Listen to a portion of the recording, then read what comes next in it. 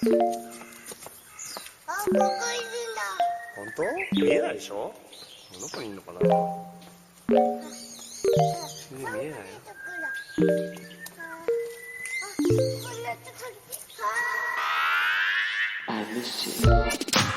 What's good, Internet? It's August 2nd, 2022, and you are listening to Waypoint Radio, episode 498. I'm your host, Rob Zachney, and I'm joined by Patrick Lepic. Hello. Renata Price. Howdy. And today we also welcome, on a visit from the news team, Trone Dowd. Hey, what's going on, guys? Not much. Good to have you, man.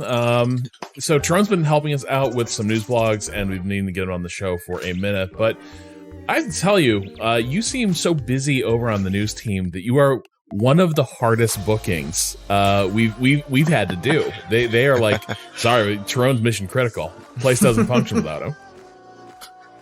Yeah, it's trying to balance both has been a little tougher than expected, but I'm happy that I've found this sweet balance. It's really cool to be able to write about games on the side while I'm also writing about, whatever Trump is doing, which is what I did this morning. Yeah. The two balances, the two things, whatever Exactly. Trump is doing, and then I like this video game.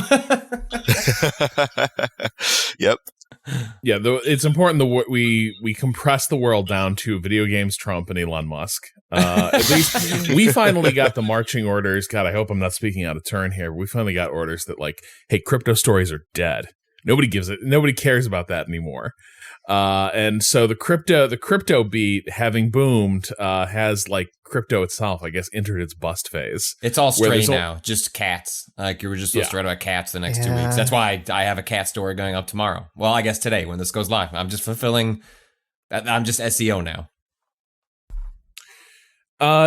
So Trone and Ren, I know that both of you have been playing MultiVersus, and I think we touched on that a little bit as it launched, but no, that was a here, beta, so I can talk shit. Right? He was Cado. This is also beta.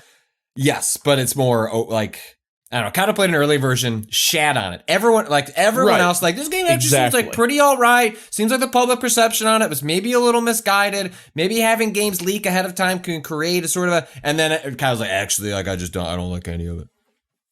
It's not Smash. I hate it. Cado has wrong person disease. I despise new things. Cado has wrong idiot disease. I'm so mad. I think the game whips. All right, let's start there. Here we that go. is my hope. The best outcome of this scenario is that he is not here, has to edit this podcast, listens to us telling him how he is so consequentially wrong, and then have two people hopefully back up these reinforcements of what I want to happen, but it sounds like may actually be true. I think that MultiVersus is a good video game, and it's good at the thing that it is trying to do, which is to like be a successor to the current power vacuum in like the platform fighter space. It has a solid hook, like gameplay wise, which is like it's primarily 2v2 format, and is also has the like brand recognition that drove Smash to like major popularity, and like finally I would say has like the genuine mechanical depth it needs to hold its own as a like competitive game. I think it is a exceptional thing that it is. Yeah, no, I think just you touched on it there, like them going for the 2v2 format and setting it apart already from Smash is super cool. There's I don't think I know anyone who does 2v2 in Smash, so for them to like add in mechanics that are specifically tailored to like, okay, me and my friend, we play this game and we fight competitively against two other folks, that's kind of awesome. Mm-hmm. Yeah, and like I think it is built around a 2v2 structure. But it's also like totally viable in 1v1 settings, which is how I know that like the characters are well designed. Even the game's like quote unquote support characters, totally fine to use in a 1v1 context. Mm-hmm. I'm curious, Trone, who have you been putting time into? Superman, weirdly enough. He's one of like the first unlocks. I can't be on this call. What was that? I can't be on this call. No, I went with him because he was like the first character I learned, and it was like, oh, well, he plays decent enough, and I just kind of stuck with him. Toxic. I am anti. When it comes to MultiVersus, I am deeply anti-Superman. I'm deeply anti-Batman. Over the weekend, I tweeted that I think that MultiVersus made me understand the guy who shot Batman's parents. Like I really ended up relating to him after going a couple of games against a good Batman player. That is, Superman is like, that's the thing, is like, the way I know this is a well-designed fighting game is that I could get irrationally angry at someone saying that they play a lot of Superman, because that character is very well designed to be an absolute nightmare to play against. One you can beat, but a fucking nightmare. And that is, like, to me, a sign that the game's, like, balance and, like, structure is working well. If you ask any Guilty Gear Strive player, hey, how do you feel about X character that isn't the character they play? They'll be like, I hate that motherfucker. Oh. And so that MultiVersus can elicit this in me is a good sign. So I'm curious, so in terms of, like, how these characters play, I'm curious, what is what's their interpretation of Superman? What's the essential feature of the character, and why are you clicking with it, Trone? Like, I guess this is sort of revealing myself here, but I'm not the biggest fan of Smash. But when I do play it, I tend to play, like, more power characters or characters that just have a little bit more grounding. Just because I think the main hurdle for me with Smash is, like, once I'm knocked off a platform, I always have trouble recovering. So I've just thrown that out of the window altogether. I usually play like a little Mac or someone who's like really good with close quarters, can grab, can punch and throw. And for me, it was like, oh, Superman is kind of that little Mac character, at least to me. And yeah, it clicked immediately, and I was like, all right, let's do this. And also, like, I'm a comic book fan, and Superman, he means a lot. So it across the board, it sort of worked for me. Yeah, Superman is I would say, a legitimate nightmare to play against for some, I think, very fairly Superman reasons. He's considered a tank. The game has actually classes, which is interesting, again, for a like, platform fighter. The game has, like, explicit classes, each with their own, like, buffs and debuffs. Do you think that's just a distinguishing characteristic, or is there a sense that, I mean, Smash is very popular, but, like, also Smash seems to appeal a lot to Smash fans and also casual. I guess what I'm getting at is, like, is that an attempt to try and demystify a bit of, like, what's happening beneath the surface of these games? If, like, MultiVersus is maybe your first because you looked at it and I want to play as the one that has Superman in it. Yeah, I mean, I think it does do that. Basically, every character is on the character select screen is listed as their class, which is Bruiser, Assassin, Tank, Support, or Mage. Bugs Bunny is a mage, which is a fun sentence that I like saying.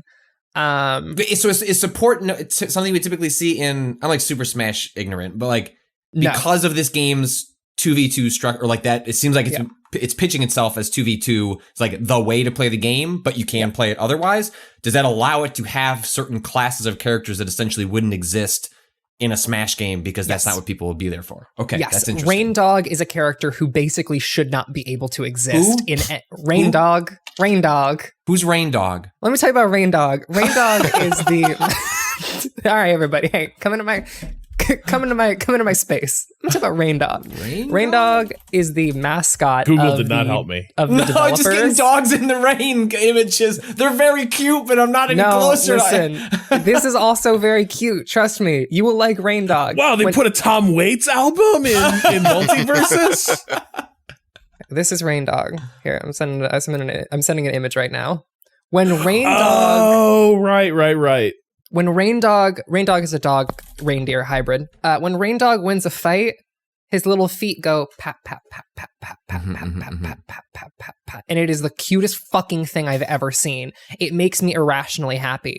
But Rain Dog's whole thing is that they can tether to their ally, and so if their ally goes off stage, Rain Dog can just pull them back, as a way to like basically support your ally. You can be like, all right, you want to chase that person all the way off stage and like do something that will definitely get you killed otherwise? That's fine. Rain Dog's just gonna chill over here and pull you back. For someone who's admittedly cannot handle when their character goes off screen or gets knocked off, it sounds like Rain Dog is here to save the day. Rain Dog rules. Rain Dog also has like a bunch of projectiles. Also, Rain Dog kind of hits like a motherfucker. Like when Rain Dog lands a melee hit on you, you do feel it. So yeah, these classes are, it's MOBA-esque. I mean, these are literally MOBA classes. This is how League of Legends breaks down its characters one-to-one. And also, that's the game's business model, is the League model, where you have a free character rotation You have skins for those characters, and the games are based around giving you free characters. So you're like, oh, that guy seems neat. I guess I'll spend 3,000 gold, which is the earned in-game currency to unlock them. And it's like, oh, I like that skin though too. Damn. Like, for example, when I first started playing, I was like, I think Arya's kit will really fit with the way that I play this game. And so I ground a little bit as Finn, and then I was like, cool, I'm going to unlock Arya Stark now. And I've been playing Arya Stark since then. And she's extremely fun. But yeah, the classes do matter, both in terms of like their playstyle, but also in terms of some slight stat modifications. Generally, assassins take more damage and get knocked back faster. So they get absolutely owned. Versus tanks who take less damage and get knocked back less, which means that as someone who plays an assassin, playing against Superman is one of the worst experiences I can fathom in a fighting game. It is a goddamn nightmare. So I am curious now for... It sounds like... So a lot of the reaction to this has been informed by people just comparing this to Smash. And I'm just curious, like... Well, and also the cynicism, right? Hey, we're just we got this IP. We're we're gonna just. This is Dark Universe Smash, basically. Yeah. Well, like we've seen this happen before, except that it like happened years ago, and this is where you get something like PlayStation All Stars, a game that people. I don't know if that game actually was any good, but people pine nostalgically for PlayStation All Stars at this point. Ren, is PlayStation All Stars good? It's not. I never fucked with it, but I can say something about MultiVersus. Okay. MultiVersus already has more staying power than basically anything else released in this genre space. If you go on Steam right now and look at the like current players, it was like ahead 100. It was like 100,000 plus. Yeah. Mm-hmm. It's like 50K like right now, like 70, 80K right now. And if you compare that to the next closest, that is Brawlhalla at 9,000. That's brand awareness, baby. I will say as well, it's the first like Smash clone that I have a group chat with a bunch of friends from way back in high school. These are dedicated Smash players, and this is the first time I've seen them like all say, we're trying this game out and we're actually enjoying it. And that didn't happen with PlayStation All Stars.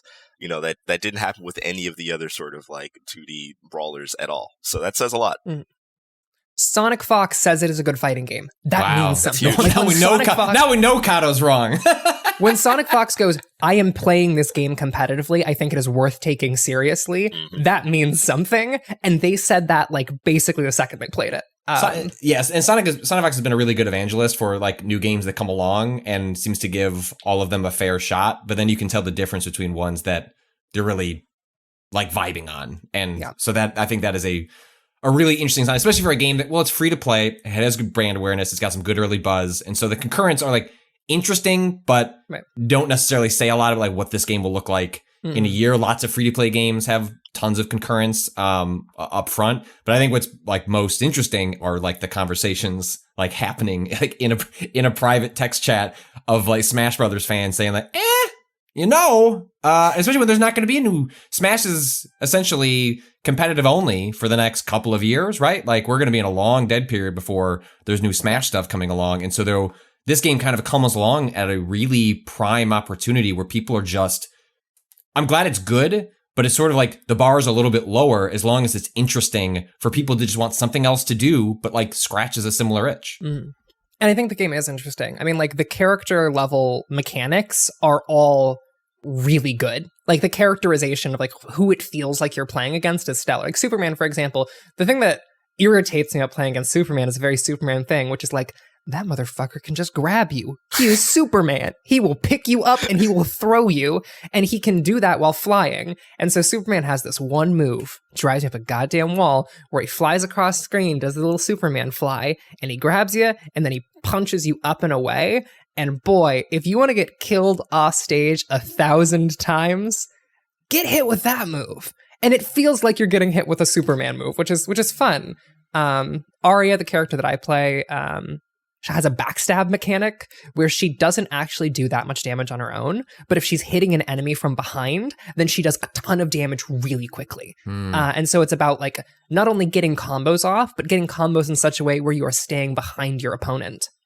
Is that another expression of the way this game really leans into like 2v2, or is Arya built to enable, like, is it sort of a high skill thing where you need to be able to maneuver around behind them in order to deliver those? Because I see it being really awesome in a 2v2 where you're like helping, like where your teammate is engaging from the front and you are trying to like get those opportunities.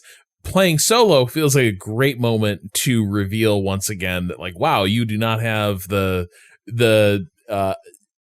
acuity to get Arya into her office.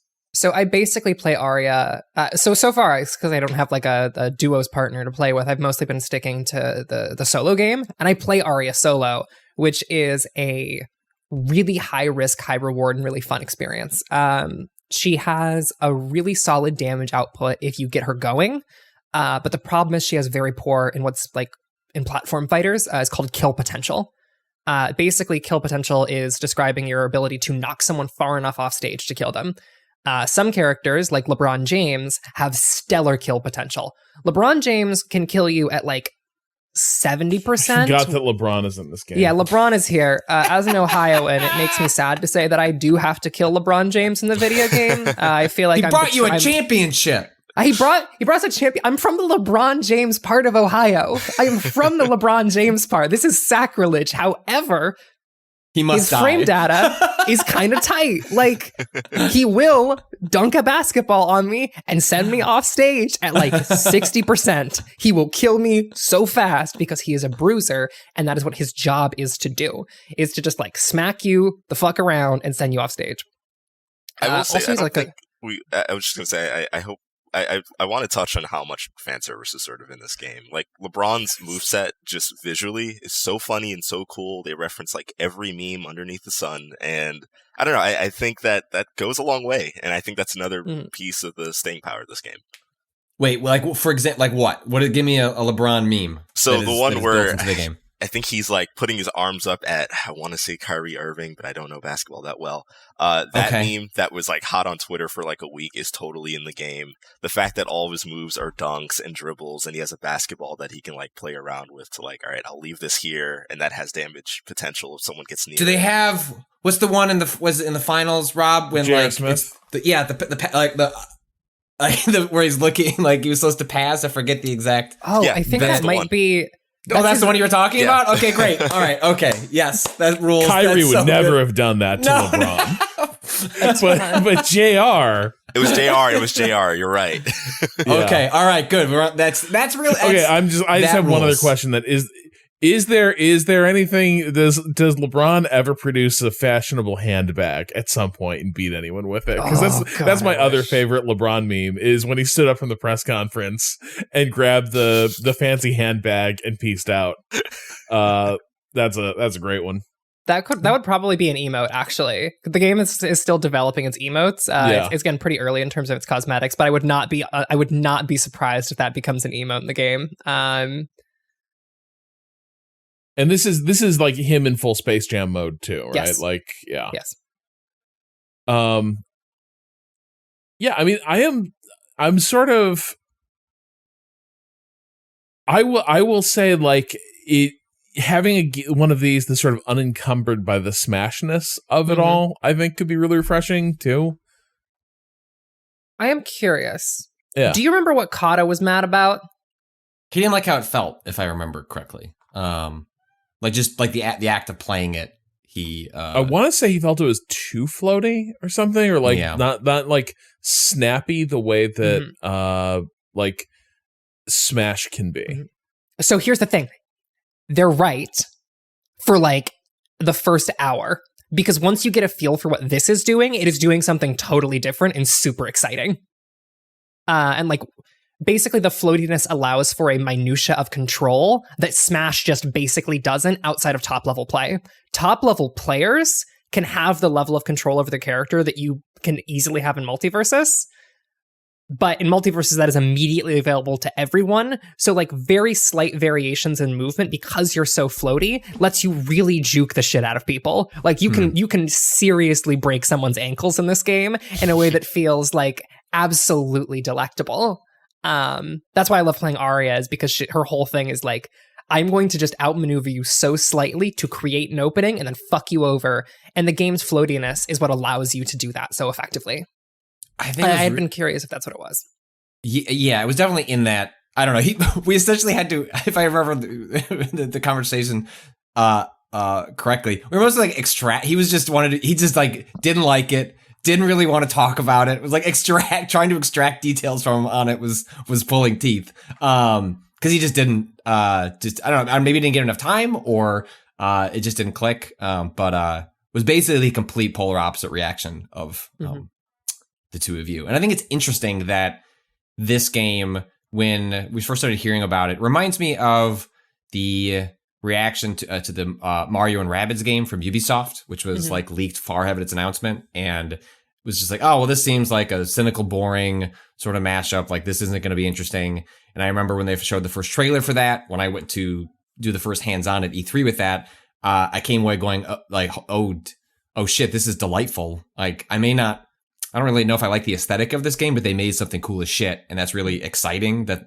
a thing that the entire world was cynical about turns out to be kind of cool. And like the roster for this game leaked like really early. And people were just like, oh, right, of course there's a Game of Thrones character. Like, doesn't make any sense, but it's going to be in here. I don't know. I think I'm really happy for the developers that like they managed to make a thing that is good enough to have essentially countered all of this unearned cynicism. Yeah. I don't know, and that's just neat. I'm never going to play this game, but like, it's just a cool thing. This game had so much stacked against it in terms of public perception. And for the two of you to come out, not just like, and it's like better than the basement level expectations I had. And like, actually, it's doing things that are genuinely interesting. And it's good. I don't know, it just makes me feel good. Yeah. And I love the idea of it becoming like a subgenre of the fighting space. I don't know. Like, we had the Nicktoons one a few months ago that didn't really create too much of a splash. Right. There's this one. It's like, okay, cool. We got a thing going, and we're long overdue for there being another Smash alternative that actually takes off. Because that one, if I recall correctly, people were excited for the characters were a little more upfront exciting for people's nostalgia, memes, things like that. A lot of that comes out of that like 90s, early 2000s era of like Nickelodeon stuff. But then it sounds like the game just wasn't very fun to play. So it kind of had no staying power. Also, they charge full price for it, right? They charge full price, and really the roster was really small too. That was like a big issue, I know. I know they've like patched certain things in, like they added voice acting and music or something like that since launch. But I don't know. It didn't seem like it launched with like, this is a continuous thing we're going to support the same way this one did. So that might have been a little bit more weird up front for fans. Did they make it any less ugly with the patches? Did they fix that? Because that, oh boy, looking at that game does not feel stellar on the eyes. Very true. Also, Trone, I'm curious, do you have a favorite character to play alongside? Not really, because I've been playing completely with randos. I know it has crossplay, but I didn't get to link up with any of my friends this weekend. So just been playing with randos. A lot of folks either picking LeBron or Superman. So 2 Superman, you would love that. But I would uninstall. What about you? So the meta is a work in progress. Let us say. Hey, can I inject some toxic negativity into the midst of all this positivity? Yeah. So have a heated gamer moment. So yeah, I was like, you know what game looks cute? Bear in Breakfast. Who doesn't want to be a little bear? Why are you doing this? What's gonna happen? What are you doing? What do you mean? I don't know. Keep going. I mean, who doesn't want to be a little bear? Running an inn for people. Like you and your woodland friends just like opening a bed and breakfast, and people come in and you serve them. They come and enjoy your cute little hotel. You decorate it so they'll be happier, all that stuff. And it's got cute little cartoon art style, etc. And so I was like, I will open my heart to this thing. This sounds like fun. Rob is ready to love. I was. Regrettably, I was taken aback by how irritating I found that game. It is like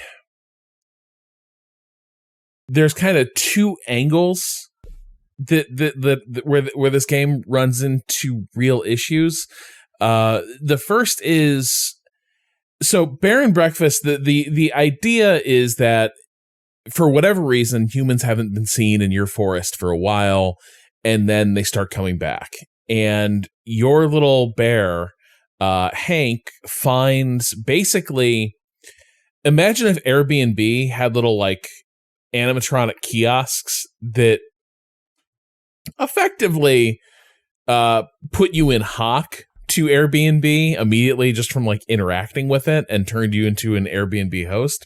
So your little bear finds one of these, and for lack of anything better to do, he's kind of bored. He's just like, sure, I will start fixing up this inn and like play host to these humans. And so in addition to wandering this little cartoon wilderness and picking up crafting items off the ground, you go to a little build mode by an inn, and then you like lay out your little rooms. You put little decorations in them. Very, very standard stuff. I would say in terms of how it all clicks together, it's much more like, I don't have enough frame of reference, but like if you're thinking The Sims, that's not really it. The way it's sort of done in a 2D schematic fashion is a little more like Prison Architect, where it's like drag the space and you built the room and then stock it with like accoutrement. And the problem is that there's just nothing here as far as like, you might be thinking, so it's like it's sort of a light management game. It's so light as to not exist. I thought I read it doesn't really have a failure state, right?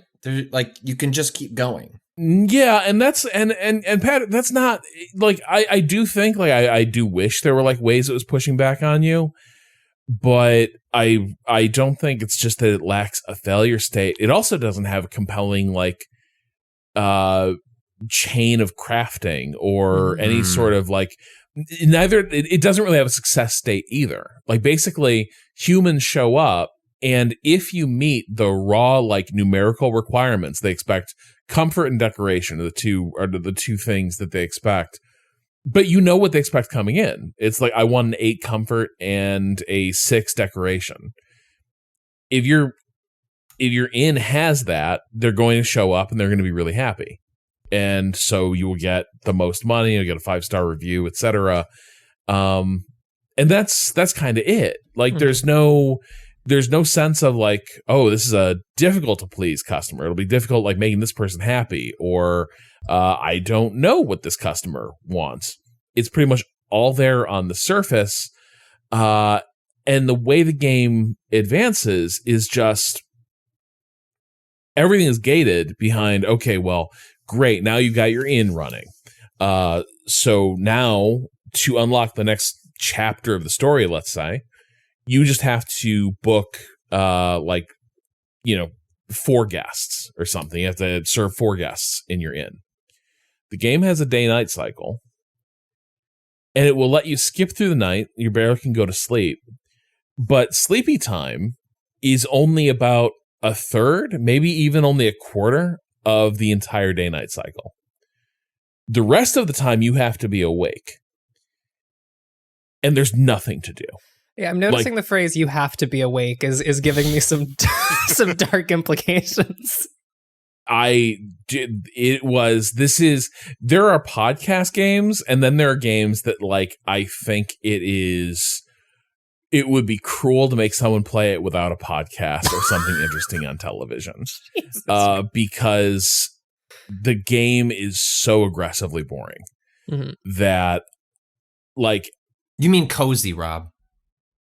That I was like, man, I'll bet this is going to be cozy. No, just endless delay. I mean, but I wonder, does that in some ways, like as that cozy is almost sort of like a genre at this point, more than just an aesthetic or a vibe. But I do wonder if like that creates sometimes a fundamental tension between like, well, what are we doing here? Like, why are we playing? And I wonder if that is what you're, I'm looking at like the screenshots and trailers, like, ooh, like not for me, but like very appealing. Could see why like this would fall in line for somebody that likes this style of sort of management thing. But I guess what I can't tell is this a failure on the game's part, or is it succeeding at exactly what it's attempting to do? And what you're realizing is like, I don't need to be this cozy. No, so I think the thing is, like, I actually think my expectations were pretty reasonable for this. Mm-hmm. It's just I don't think the game understands that fun is different than cozy. Mm-hmm. It has to be fun and cozy. It has to be cozy and something. And instead, it's just kind of cozy. And like, I'll give you an example of, this is like really an art style, like forward project.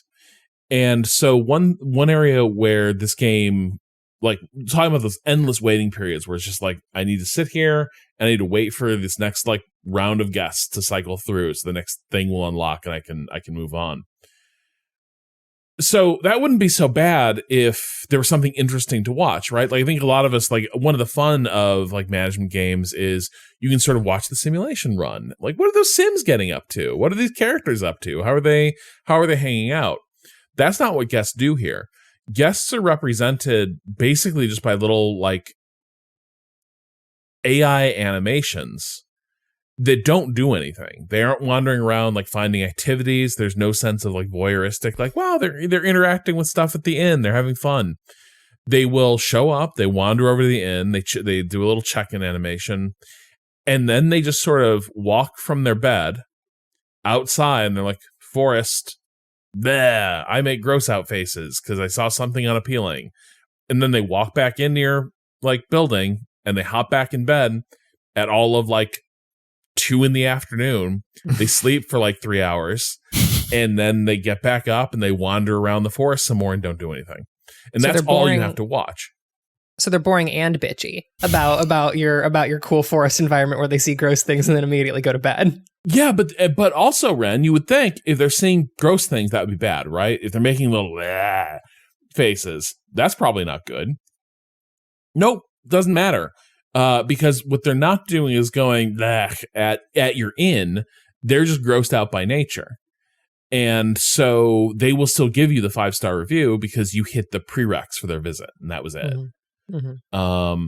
So like this game is nothing but downtime. And I think the aim was like, oh, well, it'll be a chill, cozy game. Like very, very low stress. But the problem is if nothing is happening and there's nothing interesting to do or watch, mm-hmm. It's actually really stressful because you're like, I just want to get on to the next thing. I want to meet the next system. I want to do something else.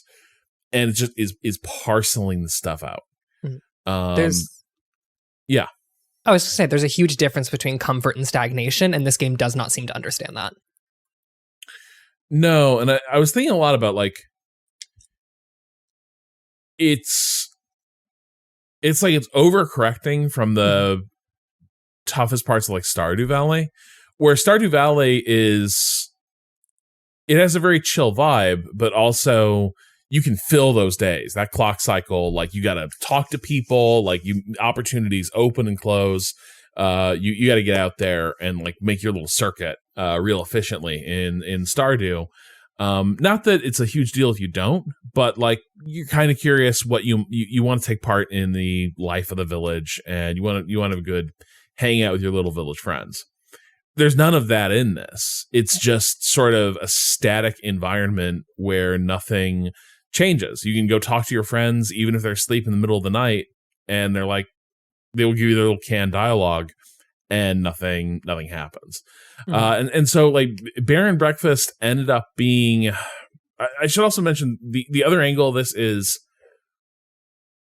the Airbnb aspect. It's trying to be like cutely anti-capitalist, mm-hmm. but it's also really milquetoast in that regard too, right? Mm-hmm. Where it's like, haha, boy, Airbnb sure is a scam. Boy, money, huh? Who needs it? You probably don't. You're a forest creature.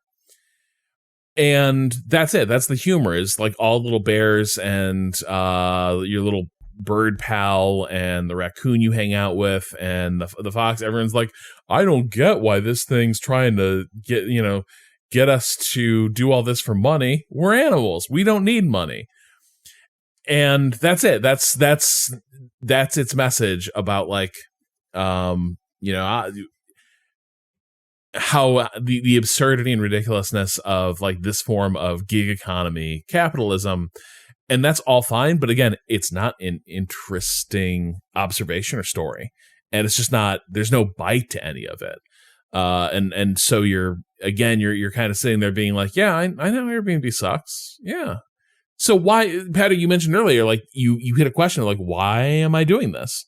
Right. In this game, as you're sitting there just waiting for the clock to run, you sit back there. I'm like, and this was me over the weekend. I'm like, I'm a fucking bear. I don't need to run this shit. I don't need to be I do not need to be like just clock watching, waiting for my Airbnb customers to like fuck off so I can get in the next load. Like, my bear doesn't need this. And you know what? I don't need this either. Like, neither of us needs to spend our time doing this. There is no impetus. There's no stakes for this. And so I'm just gonna bounce. Well, I think that's like the cozy does not, in the same way that Ren was saying before, like cozy doesn't mean lack of stakes. Like those two things don't have to necessarily negate one another. I'm a little surprised this game isn't early access.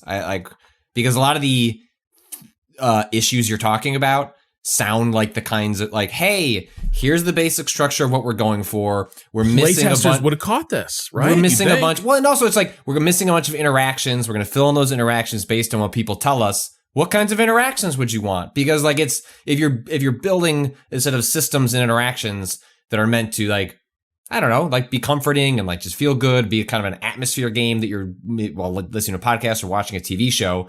Like a lot of these games slot into. This game is not in early access. And so as a result of that, it feels a bit of like a cell phone because like, hey, people are just more forgiving when it's like, hey, here's what we got so far. Help us figure out the rest. And this game, may get patched and may get some of these things that you're hoping to see more of in the game. But people are just far less likely to give a game a second chance if it's like, hey, this is it. The game's done. Here's what it is. It's like, okay, well, this isn't what I want from it. I was talking to Gita before the show, and I was talking about this game, and she asked, "This is sort of like taking its cues from mobile game design?" And I think kind of it is, but in a mobile game, all these delays would exist to fire up the exploitative ass. Like, hey, do you want to skip forward to the part where all these people have come through your inn? Why don't you just pay a little money and this timer can fill up? But that's not how this game rolls, which is good. But then there's also, it's like, it's got these like sit around and wait mechanics that don't make any sense here. I don't know if this game has enough substance to it to be like fun for me under any circumstances, but I'd be very curious to try it the second they introduce a little button that's like skip to the next day. Like the instant I can just be like, you know what? I don't need to wander around and see my woodland creature friends. They don't have anything for me. I'm just gonna go to the next thing. That might be fun. But instead right now, yeah, it is just one of the most like high time investment games I've seen in ages for like no payoff, like nothing to do. So that was like disappointing because I was feeling like, it's been kind of a stir crazy hot summer. And so the idea of like virtually wandering the woods and like making cute little spaces fun, I was like, my heart is open to that. And now I'm playing that game and the characters start talking about the forest fire that blew through here and like sort of was their apocalypse. And I'm like, man, I hope it comes back. Oh my God. The I want to kill Batman's parents again of Baron Breakfast. It's a very dark-sided episode, guys.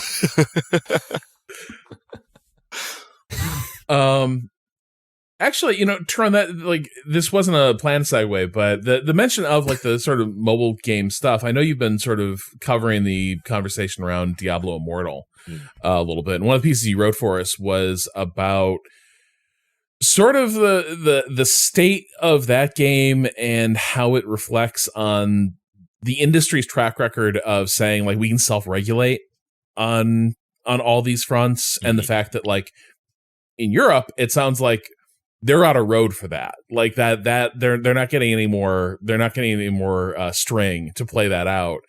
But here in the land of laissez-faire, it's still kind of like you're on your honor system. And I'm curious if you just talk to us sort of about not just like the state of Diablo Immortal as far as we can tell, but like what it's kind of revealing about how we're regulating quality of life in games like this. Sure.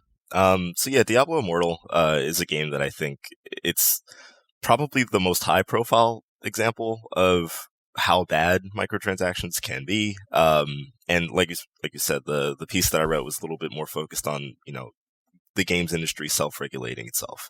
ESRB exists for that reason. When it comes to how developers are like monetizing a lot of their game mechanics, like that's kind of just been how they handle it. It's just like, all right, well, they can figure this out.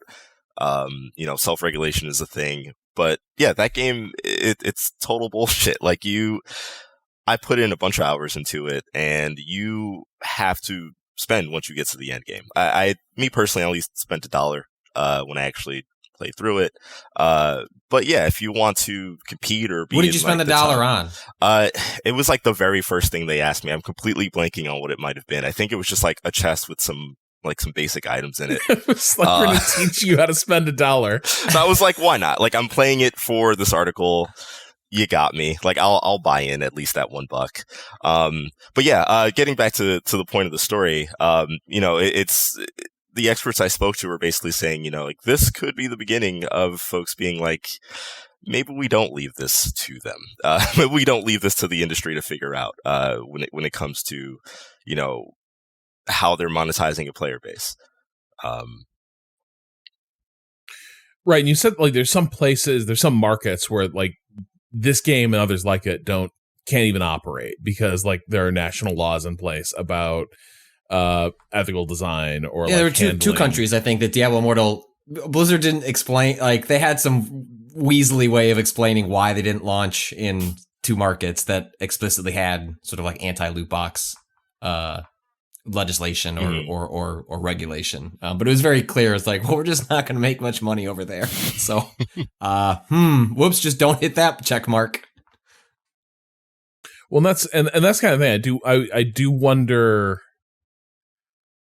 long term. I'm kind of curious if this ends up driving more regulation of this stuff, because it sounds like the conversation, as is often the case, like over in Europe, like the conversation is more advanced in terms of like regulators being aware of what's happening in these spaces and the risks it poses, and then having sort of more of a tradition of intervening in those areas. But it sounds like in Europe there's increasingly less patience for publishers like rolling out this kind of design, and I do kind of wonder, like, long term, if they kind of don't end up killing the golden goose over here stateside as well, just because there's limits to how blatant you can make this and how explicitly you can go whale hunting effectively.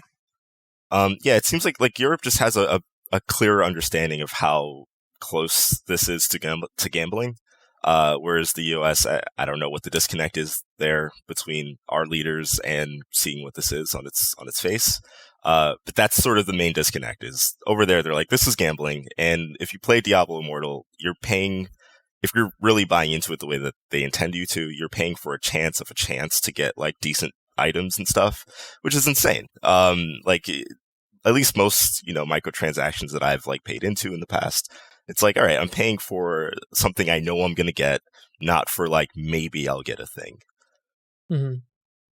I mean, like a MultiVersus, right? Like, or Riot announcing that their upcoming 2D fighter Project L it's going to be free to play, and they're just not, they're going to go down a different route in terms of how they make their money back on these games. But stuff like that, or like Fortnite, one of the biggest games around, right, is like, well, okay, like I get a skin and then I get to be Fortnite Superman or whatever. Like, it at least feels like a transaction that makes sense, and like, I give you the money, I get the thing. And that's just like, that's the fundamental disconnect with these is, look, I've gambled before. It is funny to like give the money and like wonder what the thing is. Like, go walk down a toy aisle. Like the blind box phenomenon is like so pervasive amongst kids right now. There are like, my child currently is into a thing called mini brands, which, if you are unaware of mini brands, would you like to Rob, would you like the opportunity to purchase a little orb that you can open, and inside of that orb will be tiny versions of other things you could buy? Like, wait.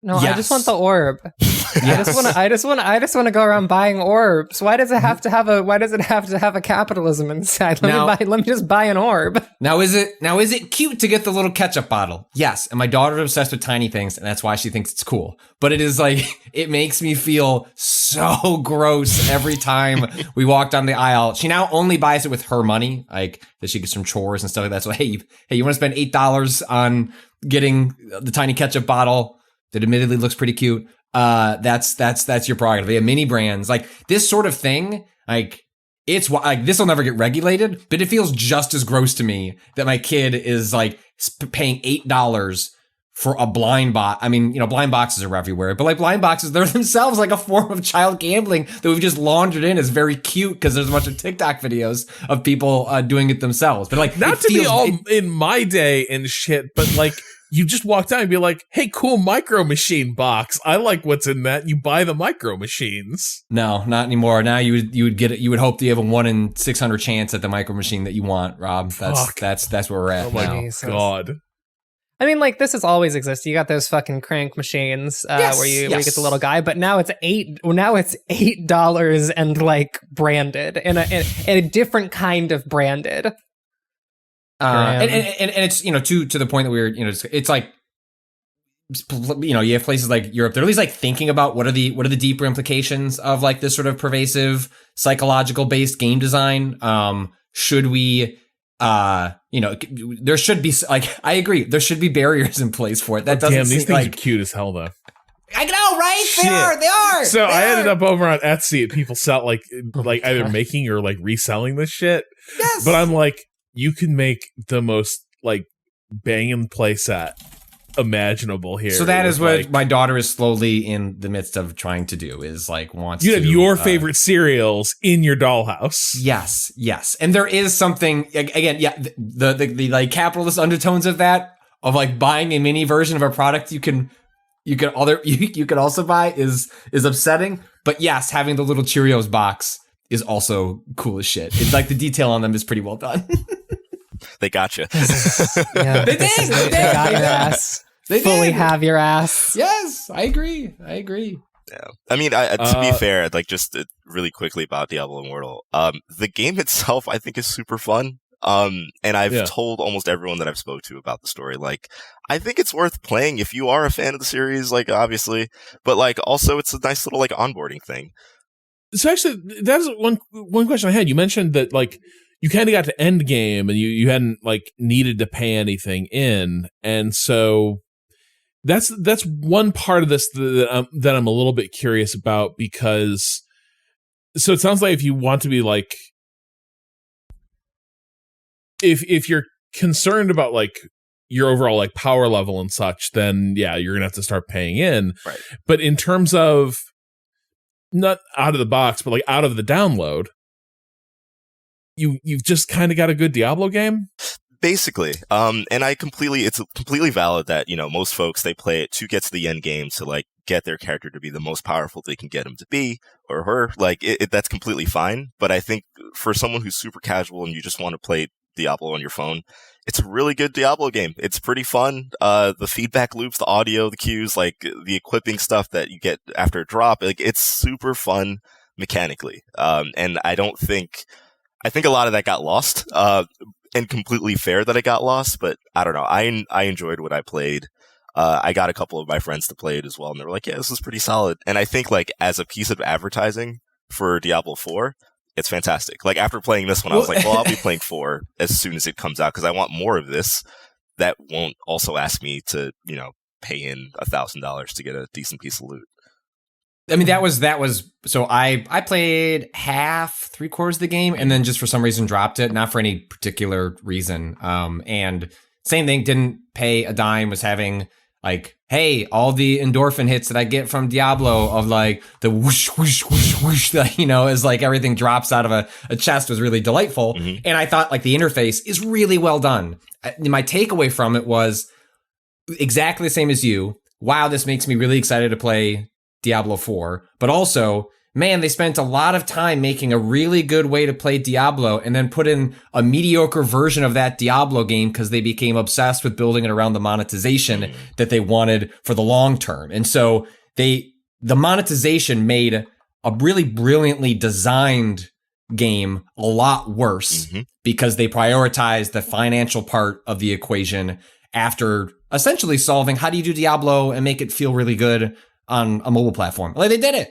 And then this game should be much better. Like, it does what you're saying. It's like, it is totally serviceable, feels like a perfectly adequate mobile Diablo game. But the moment you start scratching at it, you're like, yeah, but they could have made like a really good one. Like, they could have made like a best in class Diablo game that felt like it could stand next to Diablo 4 or something like that, even if you were getting a slightly different, more streamlined experience. And they actively chose not to do that because essentially what they did was, how do we smuggle, like, they made a Diablo game and then, put the monetization on top, and it doesn't ruin it, but it actively makes the game worse in a way that is pretty upsetting, as like a fan of the series who is like, doesn't know when Diablo 4 is coming, like that game could be delayed for another 2 years. And it's like, well, I guess I could play this adequate, but highly flawed and ethically questionable version of Diablo when it's like, boy, if I get, it's the classic. I'd rather have just given them $60 for like a better version of this game. Honestly, they should have just sold this flat out for like a premium price. I think a lot of people would have picked it up. I don't know if I would have, but like, yeah, like charge $20-$30, and I think some people would have bought in because it's well designed. But that's the I think where this so much of the stuff points to just the inherent nastiness of a lot of like the mobile or free to play business model, which is that, having talked to developers in that area, like, it's sort of well known that the overwhelming, I don't know, maybe this has changed, but like when I last had these conversations, a huge amount of their revenue really did depend on the whales, right? That it was the people who are high dollar value players who just keep feeding in. That their bread and butter is not people who do the odd microtransaction here and there. It is the people who are like, just keep feeding into the system again and again to get new stuff. And I think a lot of developers in that space, and to some degree, like, the stereotype may hold true. A lot of times what you're talking about, like with a whale, is someone with like a ton of money and this is their hobby, right? And they will just sort of happily like dump into it. And that's a story where we can tell ourselves like, this is harmless, right? So what if some rich person just wants to completely like blow thousands a week on this thing? Cool. It doesn't affect their life. They're having fun. The problem is also, though, that like, your program doesn't know the difference between someone in that situation and somebody who's got like addiction issues or impulse control issues, who is like, well, I'm out of money for this game, but my credit card still has room. And like, the minute your system sort of enables that, where it's like, okay, well, now the game kind of feeds on people getting on this treadmill and engaging with it in that way. If you're encouraging people who can't do that and really shouldn't be doing that and really can't do it with any sort of like control over it, or like being fully cognizant of the costs and benefits, then what you're doing is kind of unethical. It's also not fucking fun. I as someone that has strong, probably, if you listen to these podcasts, I have too much impulse control. Like I should arguably loosen up. What you fundamentally find is that it's like working on both ends, Rob. Is like, yes, like it can be exploiting folks who are prone to being exploited. And also for people that aren't prone to be exploited, it's fucking boring and not fun. Like you've made the game. No, I will not give you $1. All right, well, you're going to have a pretty worse experience if you won't give us any money. I was like, well, great. We're at a standstill game. Like this sucks for you and for me. But if you're kind of sitting there casting lines out, hoping that someone's just going to be like, yeah, gimme, I need to unlock them. Then it gets real dicey. Like that's what I find alarming, is where the fun little game can be you can really like get lost in the frenzy and come out of it and be like, wow, I've really fucked up. I also think it's worth noting that like this design structure it is not just a thing that preys upon vulnerable people or is like oriented around like the business model is not just, let's make a thing that whales will buy into, right? Because that is in and of itself already shitty. But the structure of these business models is to produce them, right? That is why it is a good Diablo game. Eventually it becomes, that is why it's a good Diablo game. It becomes a structure through which you can produce a gambling addiction, right? That is the insidious aspect. It is not just an outlet for a problem. It is the thing that actively encourages the development of a problem. And I think that is where it becomes so deeply uncomfortable. Because the other thing is that like the barrier to entry for, is this going to cause someone a problem? For example, like downloading a mobile game on your phone and going physically to a casino where you are spending $100 at a table, those are wildly different barriers to entry. And those wildly different barriers to entry will lead to the development of problems at a way quicker rate. Even if one did not exist previously. And I think that's where like the deep problem and deep fault with the entire genre is. Or like no, not the entire genre, the the entire practice. No, it's true. Like you'd almost see like the business school case for it is accessing customers who would never otherwise take part in activity like this, but they would play Diablo. Whereas there's a lot of people who would be sort of kept safe from a gambling addiction by sheer virtue of the fact that it ain't fun to show up to a casino and get cleared out within 20 minutes and you're like, well, I'm done. But it's a slightly different matter with a mobile game. Right. And it's also, I mean, the way these systems work is they're designed to train your brain over time. This is why, like, even if you say, Genshin is a relatively not bad model, it still is, because the structure of the model is such that every single time you want to get a new character, even if you're not putting money into the system, you are reminded, hey, you can put money into the system, by the way. It's the same screen. And so regardless of whether or not you're doing it, it is training the behavior over time. And like it is a deeply insidious model in all of its like variations. It's also the case that there are like so many actors who could step in to make this better. Like for Apple, for example, a company that has extremely strong opinions on what the definition of a video game is and what video games are allowed to do as a form on their platforms. You know, games like Papers, Please and others having difficulty getting released on Apple platforms because they have like the adult content or quote unquote adult content that can be rented on an iTunes store in a movie cannot be represented in a video game. Apple could just as easily say these forms of monetization are not allowed. And this is true for Google as well. These forms of monetization are not allowed on our platforms. We find them to be, especially a company like Apple, like, we're family friendly. Dude, like these forms of monetization are not family friendly. And they could knock that stuff out, except that like one of Apple's like biggest revenue generators are video games on their platform. The biggest revenue generators in video games on their platform are free-to-play games that operate in this space. And so there's a lot of fingers to be pointed all the way down. And like, yes, I wish governments, specifically the US government, would do more about it.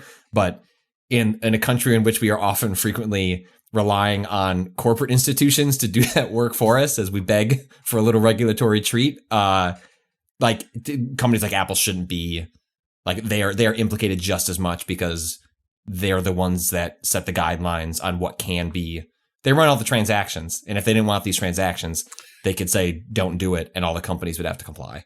There's this notion of regulation as being like inherently paternalistic or something, and I think at its most helpful, I think one thing that good regulation does is it simply takes decisions out of people's hands who otherwise could not bring themselves to make good ones, right? And I think that's like true of businesses, where if your business is printing money off transactions like this, I understand your business is you're never going to be like, and we're not going to make these millions of dollars. That will have implications for people's bottom lines, and it will have implications for like, you know, people getting hired and all that. I understand, which is why a regulatory body needs to step in and be like, guess what? You're not going to be losing out on business to anyone else because no one's going to be able to do this shit, right? Like it's going to be sort of blanket controlled across the board.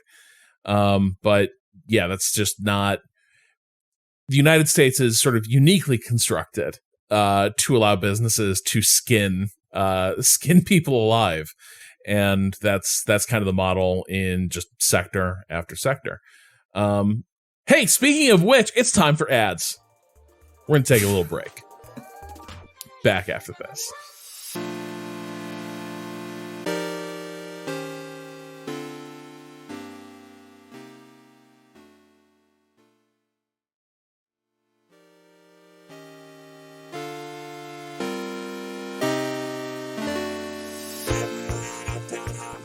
Hey, Patrick. Yeah. Now that we're back. Oh, okay, we're back. I understand you are continuing to feed that little neon white habit. Ah, man. Okay. So, yes, neon white.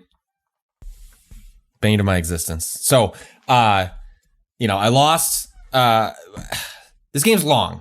If you are trying to do these ace medals and get all the gifts, and I hit mission 9. I think there are 10 missions. There are 100 levels.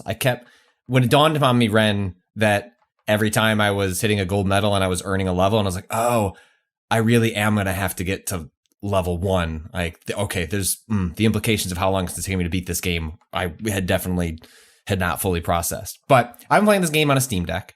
I've put in like 18-ish hours. I'm like 8/10 through the game. I'm in like kind of the final sprint. And it's been like, it runs really well on the Steam Deck. It's also on Switch. So like, you can be interchangeable there in terms of how you think about them. But, it is a game that sings on mouse and keyboard, but it works just fine on controller until a certain point is what I've discovered. When I made it to mission 9, I spent 45 minutes trying to hit, like usually when I get into a level, takes me less than 5 minutes to get the gold, and then to get the ace medal, it's like another 5 to 10 minutes on average. So then you can see how a whole mission of like 10 levels would take you, 90 minutes, 2 hours, and you can see how I get to 15 to 20 over the course of 10 missions. But I hit a roadblock where I had this moment where I was like, I nailed the run. I was like, this is it. Give me that ace medal. And I was 3 seconds behind. And I like put the Steam Deck down after like 45 minutes and was like, okay, maybe I'm just not good enough. That's okay. That's fine. Like I can accept that, but it's a bummer given that I've been holding myself to this like sort of expectation. Like I'm just going to hit that ace medal, get that gift, move on to the next one. Cycle continues. And I said, well, why don't I give it a shot? I'll give it a shot on mouse and keyboard and see if like that changes things. Like fucking immediely like get the ace medal, starting to do other levels, getting the ace medal without doing the shortcut. So Steam Deck is still my best friend, but not for Neon White. And it was just, there are very few instances as someone that prefers a controller where I find myself, I have to switch to the mouse and keyboard in order to enjoy the experience. This happened last year with Boomerang X, a game that I played on, I think, Switch, and within like minutes was like, I don't have the precision I need to play this game the way I want to, and immediately switched to PC, and like it fixed all of my issues and I fell in love with that game. And yeah, White, I was fine for most of the game, and then found myself having to switch to mouse and keyboard because I'm not usually that finicky about inputs, and I can just sort of deal. And the convenience of being able to play that game on a couch while my kids are watching television is paramount. But I've now given up the ghost on Neon White. I just like the keyboard is the only way I'm going to stick to what I've been trying to do in that game. And it's just wild because it just doesn't happen to me very often, but it happened to me here. So I have a little something happened to me too, Patrick. Yeah, do you want to explain what you told me in a message earlier today? You okay, Rob? Well, all right. So I mean, Rob is okay, but yeah, one could say I'm thriving. Sorry, can I ask a quick follow up? Are you well? Yes, absolutely. Okay. Is well the same as thriving? I don't know about that, Rob. I'm thriving with wellness. So sure. I was having a little crisis of faith with the racing wheel situation here. I was like, man, I don't even know if I'd like having a racing wheel anymore. Who needs this shit? It's too much stuff to set up. I'd much rather just play with a little controller on a console and just keep things simple. This is all miserable. But then people were messaging me after hearing the podcast last week, and they sort of reached out and they were like, you should really consider one of those wheel stands.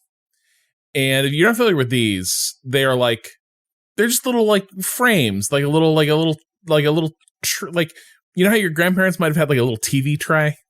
It's like that, but for having a sim racing setup that you can just like scooch up to your couch, and you can mount the pedals to it. You can mount the racing wheel to it. And so rather than end my friendship with the racing wheel over the sheer like irritation of having to unhook it and hook it back up, all this stuff, instead I bought one of those frames, and it's coming here next week, so that now I can have a permanent setup. But it folds, Pat. I see you shaking your head. You're like, this is a bad idea. No, it folds up like one of those TV trays. Where you how many times are you going to fold it? Can you message me every time you fold it? There's a possibility. I feel like what you are doing here is you bought a thing that folds so you can tell yourself it folds, and you are never going to fold it. I would also like to make a secondary request. If you send Patrick a text every time you fold it, will you send me a text every time MK folds it? So, I will say there's one little thing, which is, it folds. I don't know how it's going to fold if the pedals are just mounted there permanently. Yeah, so it seems those are like interesting questions. You'd have to dismount at least part of it. Yeah.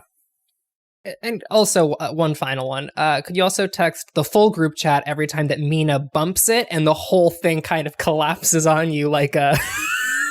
That's a good point. Like a fucked up puzzle box. That is the way of my life right now. Where's This morning, go all my when pots it and pans fell out of the ceiling. Mm-hmm. Yeah, a little bar where I was hanging pots and pans.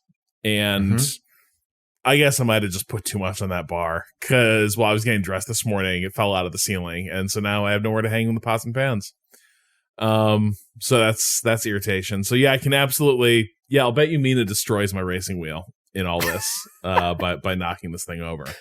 But while I have it, I think it's gonna be a real improvement, because instead of having this mounted on my desk, now I'll be able to sit back with my little tray and play racing games next to my desk, with a better layout, and I can pull it up while I'm on the couch, so I can play Gran Turismo and like feel like I'm actually in a car. And just fix it. You're not going to run into any walls now, Rob. Yeah, I think I'm really going to be. I'm going to be an absolute driving ace with this whole setup. So that is me living my best life. And I know it was a good decision, because it is a decision I made at 1:30 in the morning while buying DVDs. Dog. No. I went to bestbuy.com because I had a whole conversation about impulse control and then immediately transitioned to this segment. It's fine. I can control it. So I went to bestbuy.com because I was like, well, I need a Blu-ray copy of Michael Mann's Ali. And then I was like, the Mission Impossible 4Ks seem like a fun thing to have. I will buy those as well. And then I was like, maybe a racing wheel holder would be good. And then we've talked about doing Mission Impossible like podcast at some point. Why wouldn't you just wait? And then you could probably even expense it if you'd done that. Oh yeah, hey Manuel, we're planning on doing a Mission Impossible podcast series. So if you get those movies don't come out till next summer, so we punt things till the spring. Shit, maybe I can't expense it with the state of things advice. This is the Rob Zacny equivalent of matching with your ex on a dating app at 12:30 in the morning. just the most toxic version of yourself. Just being like, what's the dumbest shit I could do right now? With lesbians, it's texting your ex. With Rob Zacny's, it's buying a racing wheel.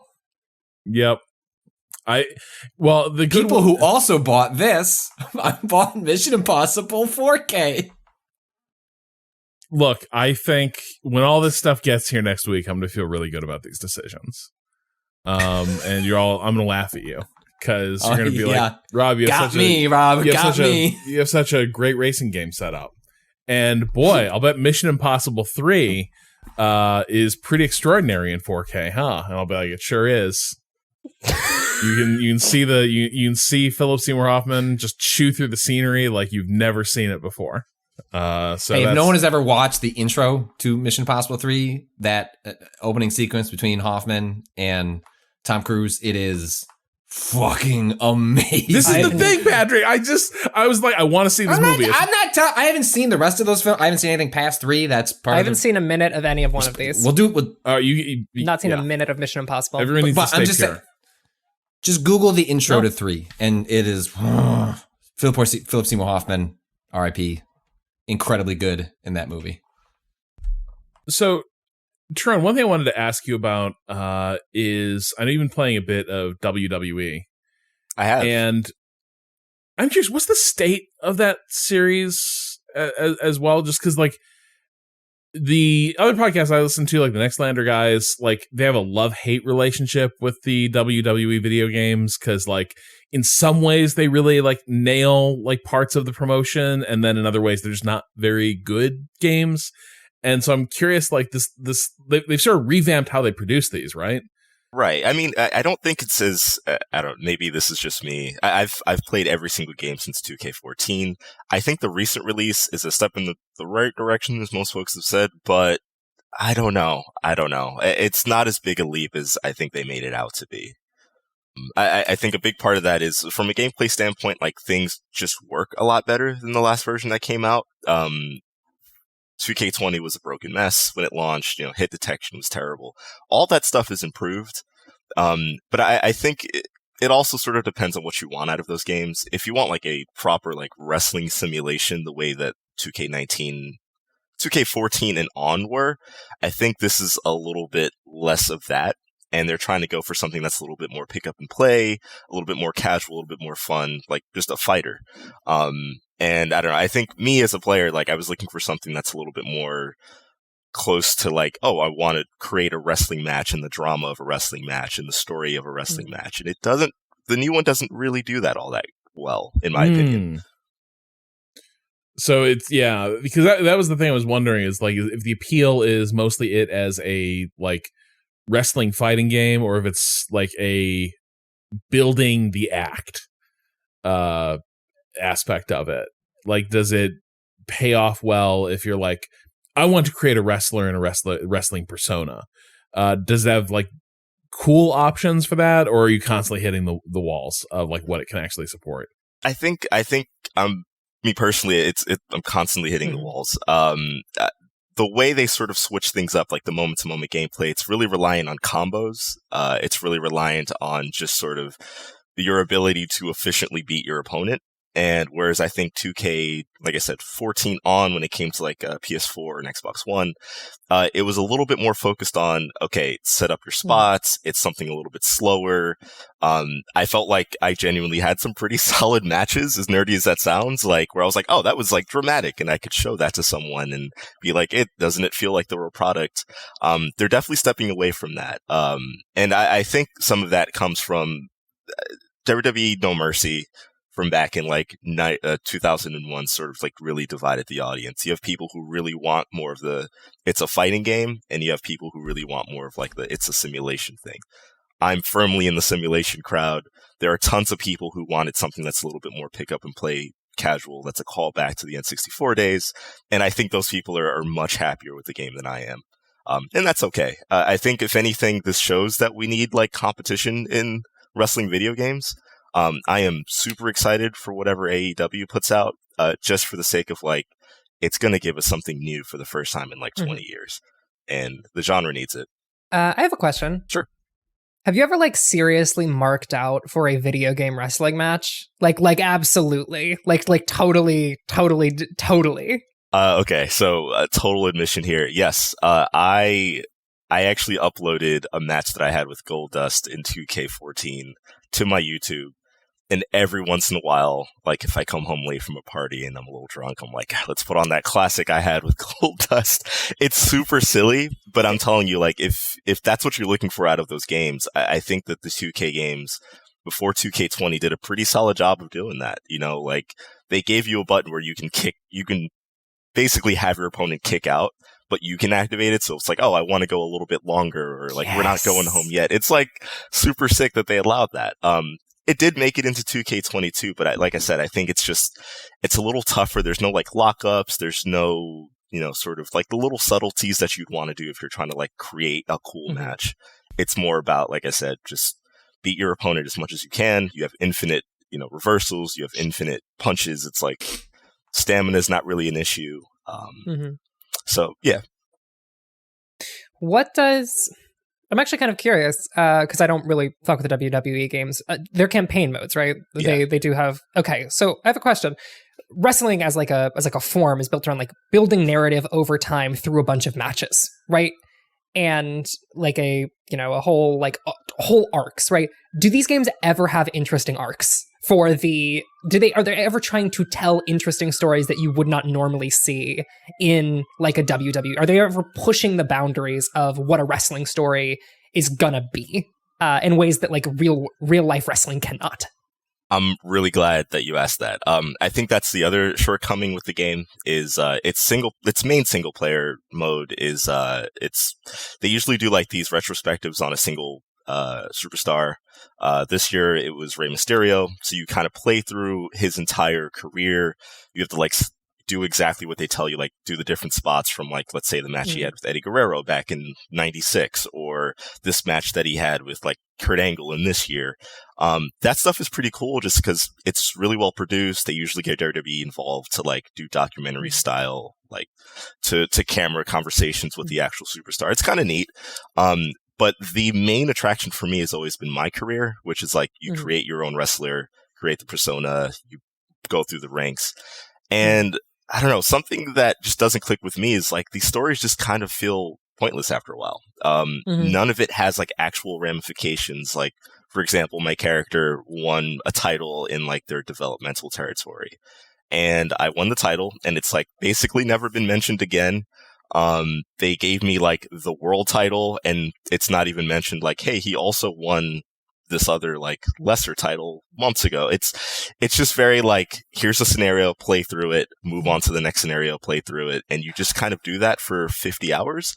The developers were really proud that like there's 50 hours worth of gameplay, but I feel like a lot of the story beats, they're not representative of what wrestling actually is, which is like this continuous story where you're building this character, they're losing titles, and there's consequences for that action. I think ultimately what a lot of players would want is something that feels a little bit more like an RPG, where I'm making decisions and those decisions matter, and that is not in this game. Make a wrestling game with the Nemesis system. Make a wrestling game with the Nemesis system. That is what you need. Also, like, my other question is that, like, do these games ever give you the tools to, like, cook the books on a fight? Right? Because, like, that is part of the whole thing about, like, wrestling is, like, the building of storylines is in part because, like, some matches just have a predetermined outcome, and, like, the narrative is going to follow it and be interesting within the framework of the like, predetermined outcome, right? Do these games ever encourage you to play like that and be like, okay, cool, this is a fight you are booked to lose it in the best and most interesting way you can? Right. So this one, there are certain like situations where it's like, hey, this is a match for this certain character who you're coming up with to like, learn the ropes a little bit, let them get the win. You'll take the loss. But there, like I said, there's no ramifications, it feels, for a lot of those moments. It would be so cool if like they asked me to do that and then that becomes a plot line in its own right. But like the way it's sort of segmented is like, okay, you're going to have a rivalry with this character.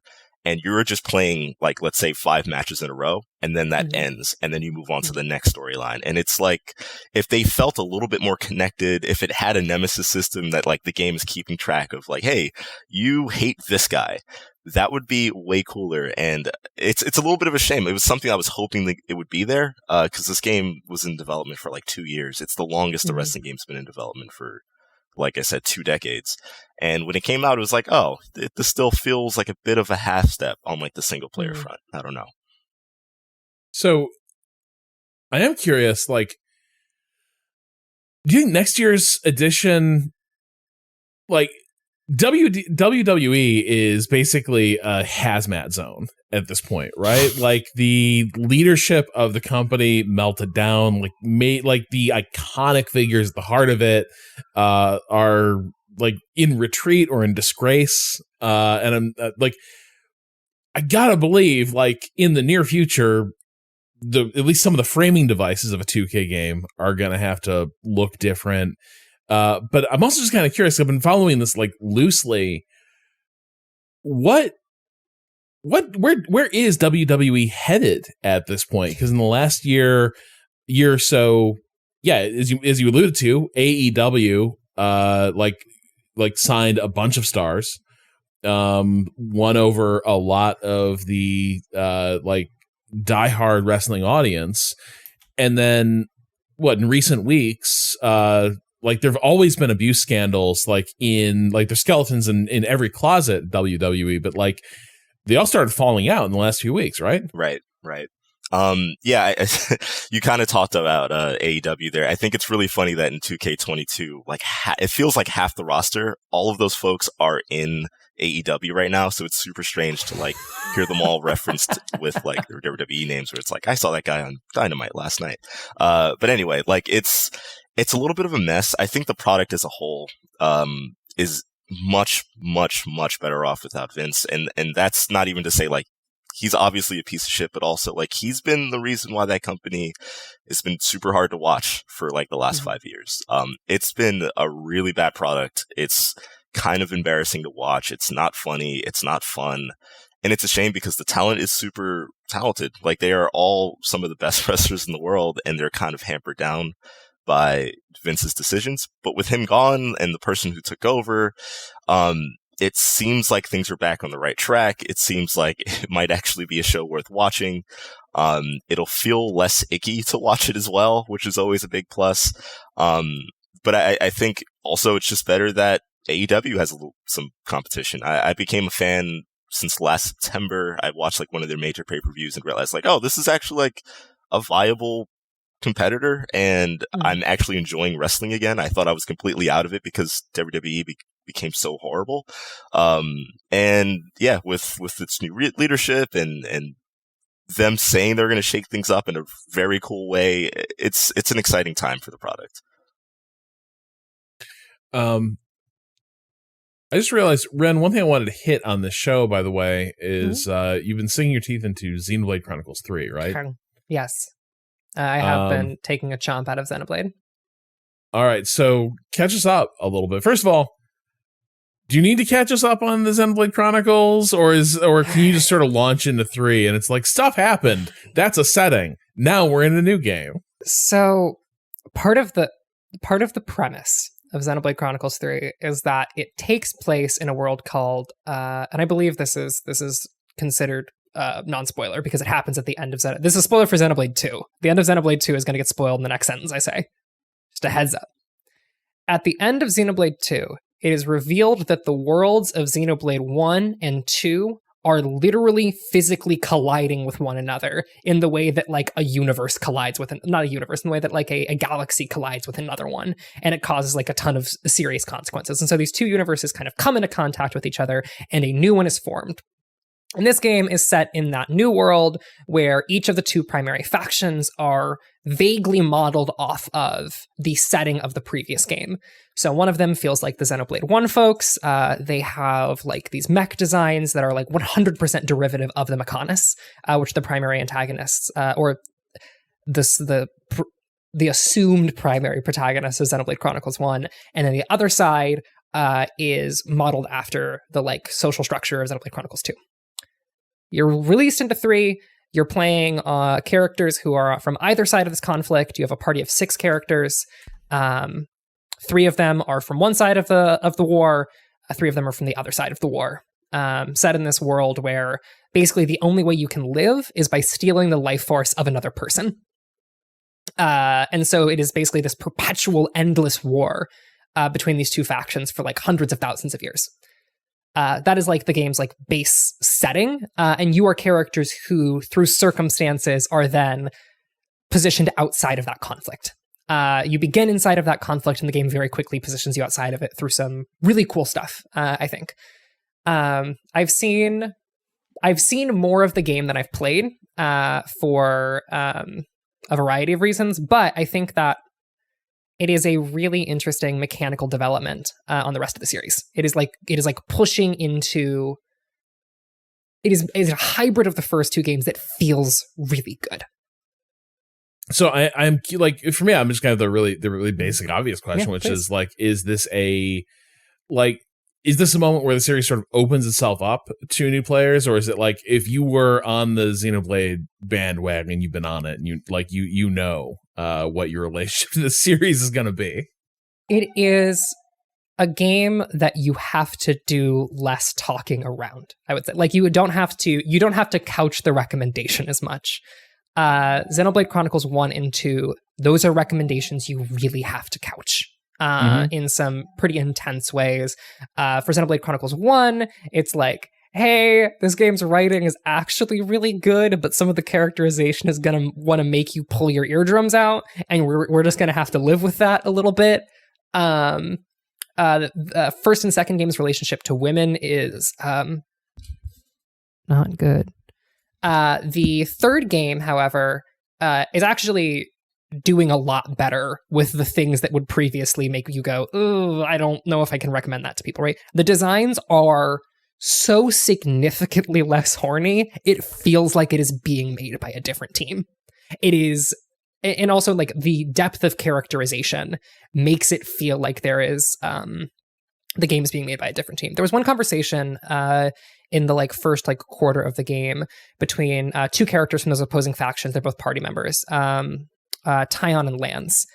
And Lance is this like big bruiser dude. He's just like, he's your meathead. And Tyon is like a huge, like by the books, like military, but they're both really invested in their respective military factions, and begrudgingly work together. And while they are also militarily opposed, they are also like personality wise, deeply opposed to one another. And they're like, they're foils, for each other.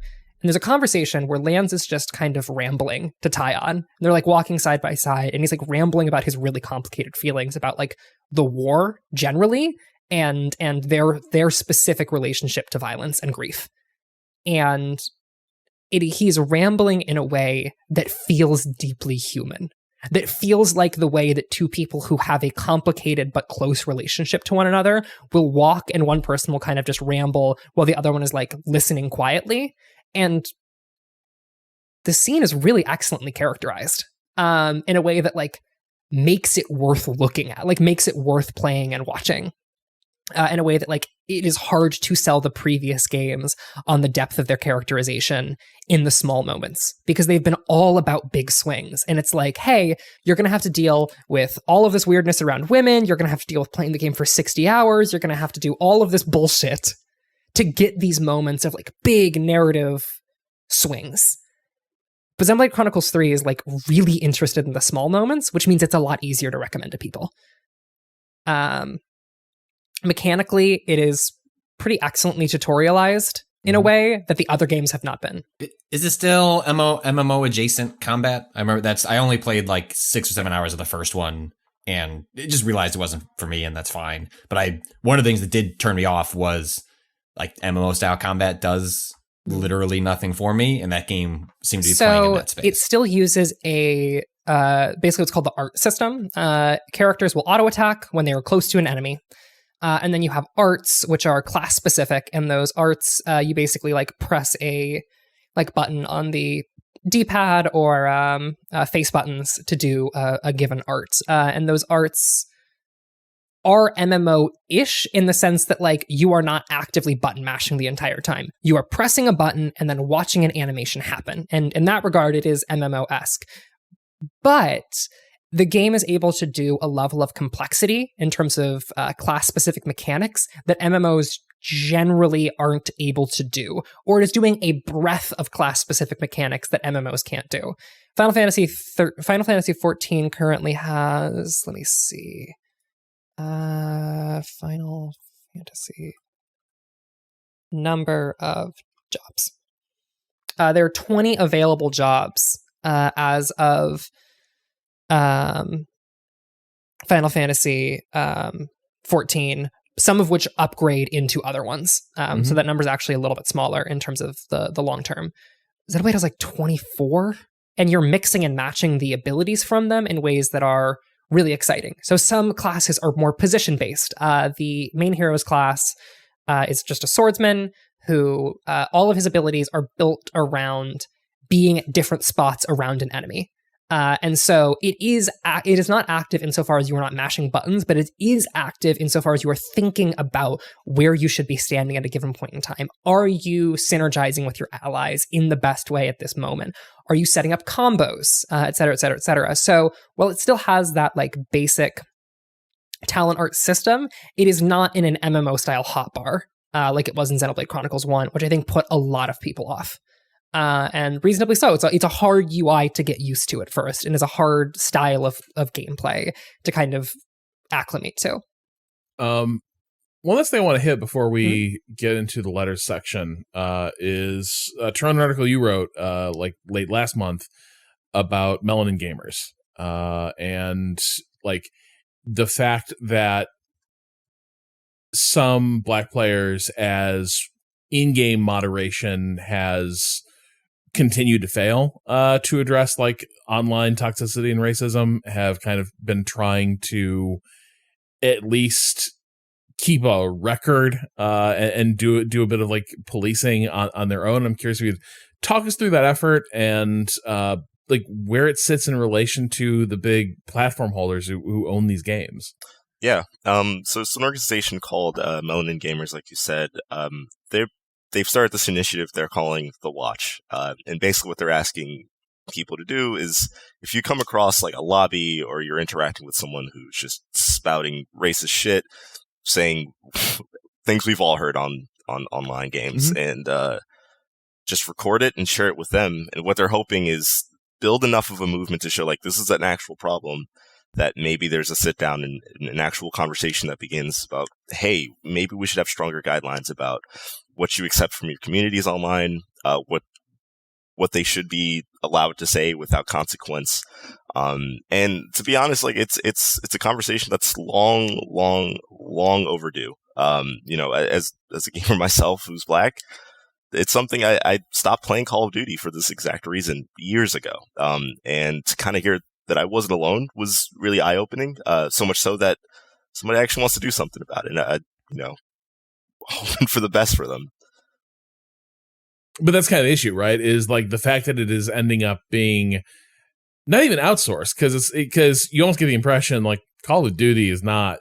If Call of Duty wanted to be interested in this problem, they'd be interested in it, right? They would be doing more. You sort of call out the fact that a couple of years ago they talked a good game about wanting to clean up their community, and that doesn't appear to have translated into any sort of change in the experience of what you find when you start like looking out for racism or like playing a Call of Duty as a Black person. That needle hasn't moved in 2 years, and now they're just not talking about it. Right. Yeah. No, I was going to say like they were one of, you know, dozens and dozens and dozens of massive corporations who, you know, after George Floyd was killed, hey, we're going to do something about it. We really want to like make sure we're more inclusive about our black player base and so on and so forth. And then nothing, they put out a statement about, here are the things we're going to do immediately. And it was about like just harsher penalties if someone's reported and so on. But then nothing. And it's kind of a shame that, there has to be like this like ground level effort to finally do something about it. But it's something that they are hoping, Melanin Gamers are hoping kind of gets off the ground and folks will join in, help report. And like I said, they kind of hope this ends with some sort of sit-down conversation with Activision and them at least acknowledging, like, hey, this is a fucking problem. Do something about it. You're losing a significant, well, not significant, but a big part of your player base that I would hope they'd want to keep. That stuff always makes me wonder. The question, like, I think there's kind of two things when I look at these sort of moderation questions. One is, I think, just everything on the internet starts from this place of like really baked in sort of online libertarianism that was just sort of there at the start where it's kind of like, oh, we don't really want to moderate. Like, people should be able to say what they want, it'll like bad actors, bad ideals be voted down. But like, it's really, you don't want to be Big Brother parachuting in there and getting into the middle of this, even though that's been like, that strategy has demonstrably failed. Right. And it's, been a smokescreen for, sort of a more, mask off white supremacy we see just in day-to-day discourse. But then I do also wonder if there's another angle of this, which is like, they will release statements being supportive when attention is on these issues. But I do sometimes wonder if there's not also a calculation that like, well, if we make this game inhospitable to racists, then that's a lot of happy customers that we're going to be chasing away. Don't want to do that. Like I look at these things and I do kind of wonder to what degree is there also just a really cynical calculation being made about like, this is our community and we don't want to rock that boat. I think the cynicism. Sorry, go on, please.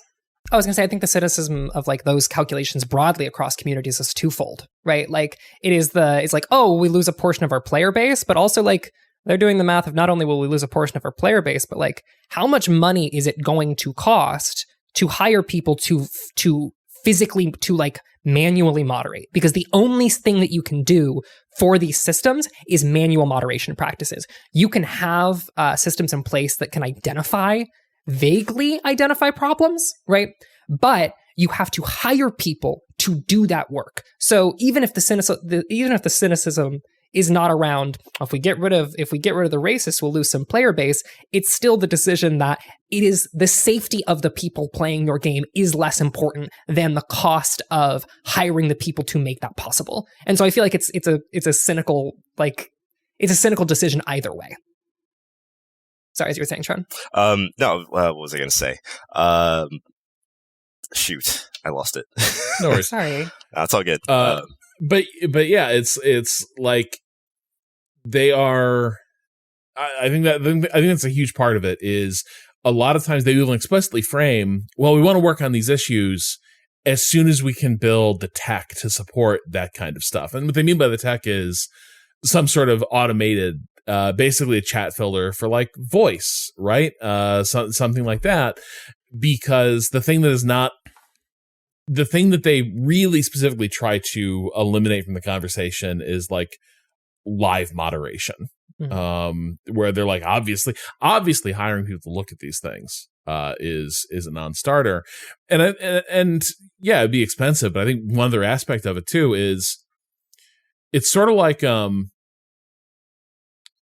you know how when they change the speed limit in a part of town or something for a little while, like they're handing out tickets all the time. Like, they like suddenly anyone driving 5 over in that new zone is getting pulled over. And then eventually, you're not doing that as much because largely like people have gotten the message that this stuff has changed. And I do wonder, like, yeah, when you look at the state of the problem right now, the moderation task seems overwhelming. If you actually moderated it for like 6 months and started like moving people out for doing this, would that task still be overwhelming in 6 months? I kind of suspect not, because like eventually people are gonna get tired of like creating new sock puppets and new accounts for games they want to play. I also I think it takes a little bit of like having faith in your product. Like, you shouldn't be afraid of losing the racists in your audience. Like, you should know that they're gonna bring up this whole brouhaha about like my games and my freedom to speech, but they're gonna return to your game. They're gonna return to Call of Duty. It's the same reason why people that say they're not going to play Call of Duty ever again buy them every single year. It's they will come back. It's not going to be that much of an issue. It's just a matter of investing and actually creating an environment where there's a consequence for this. One of the things that Annabelle told me, who's leading the whole effort on the watch, was, there's proof that they can actually give consequences for actions. Like if someone cheats in the game and they are actively like using aimbots or whatever it might be, there's an immediate sort of consequence to it. Why isn't there a similar consequence for, just if someone's getting 6 flags on their account because they say the N-word or whatever it might be, do something about it the same way you would a cheater. And the fact that they kind of just hands off, it's this acknowledgement that, this isn't that much of an issue. And I think that's what they're mainly fighting against. I think we will leave that discussion there, and I think before we go, we have a little time for some questions. For the Rob bucket? No, there's not questions just for me this time. Yeah, do we have questions? Wait. The Rob, host of the show? You're asking telling other me people questions? that there are questions about video games on Oh, no, on God, I wouldn't go that far. Okay, No, well, hold on. all right, well, No, cool, absolutely not. Sorry, this is the Waypoint cool, question bucket. Keep your video game questions out of here. My apologies. No, you should I'm ask sorry, questions sir. about video games, please. I'm trying to steer the bucket in a different direction. Ask some questions about games. Hold on, but we also we need to keep bangers like this. This one was sort of for Patrick, but really I think it's for the world. Blake writes, "Howdy, Waypoint crew. Longtime listener of the podcast, huge fan of the recent wave of deep dives into appliances and arcade machines.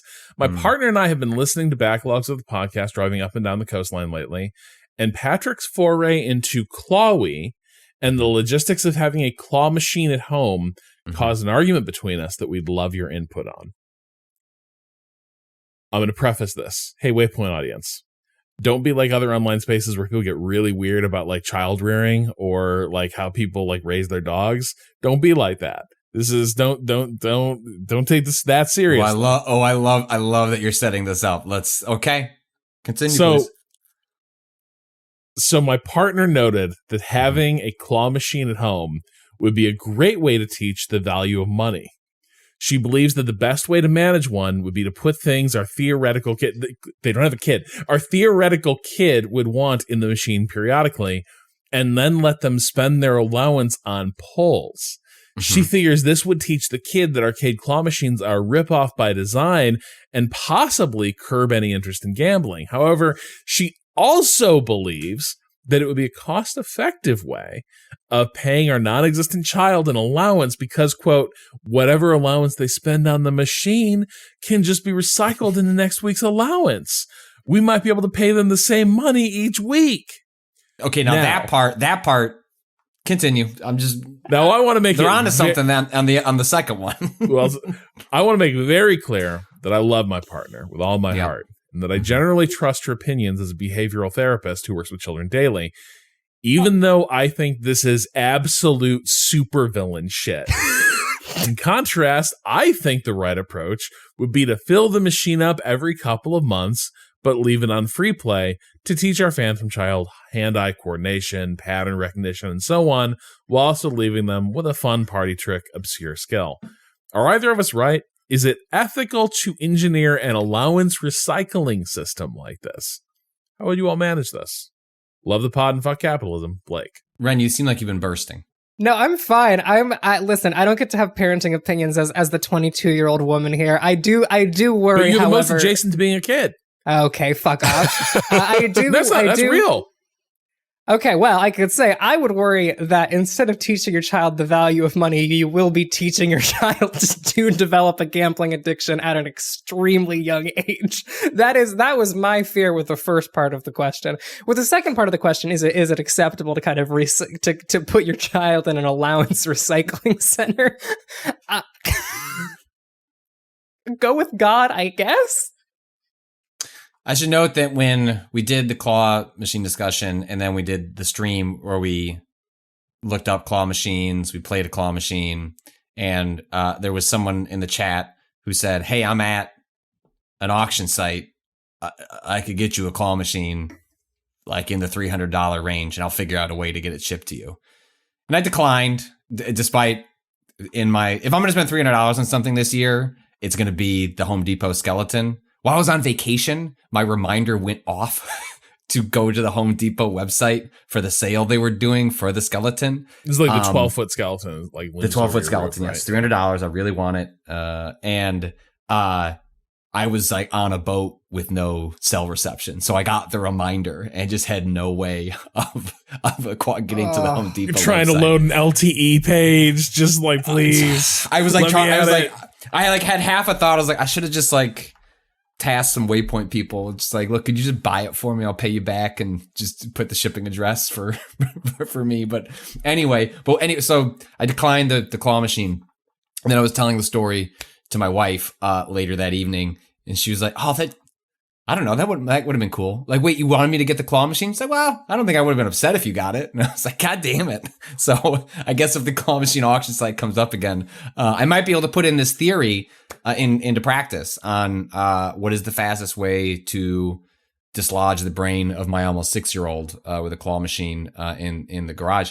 I don't think, like, Ren, the amount of things that are gambling adjacent already in kids' lives, I don't think this would move the needle on it. As I just showed you about the blind box obsession that is pervasive amongst almost every brand that you think you can buy like a doll for or an action figure, there is a blind box equivalent. It is just sort of baked into how they're rolling out kids' toys these days. So it's like, it's already here. What you need to do is just equip your kid with like the right mindset and values so that they can navigate that on their own, because the idea of like shielding them from randomization to create a pleasure palace in their brain, it's just gone.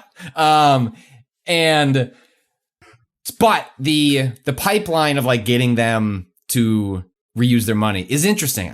We have not gotten to that point. My kid is so reluctant to spend their allowance. Like, they acquire it and then we'll spend an hour in the toy aisle talking about, like, scanning different things to see like what's the least amount of money they can spend on it.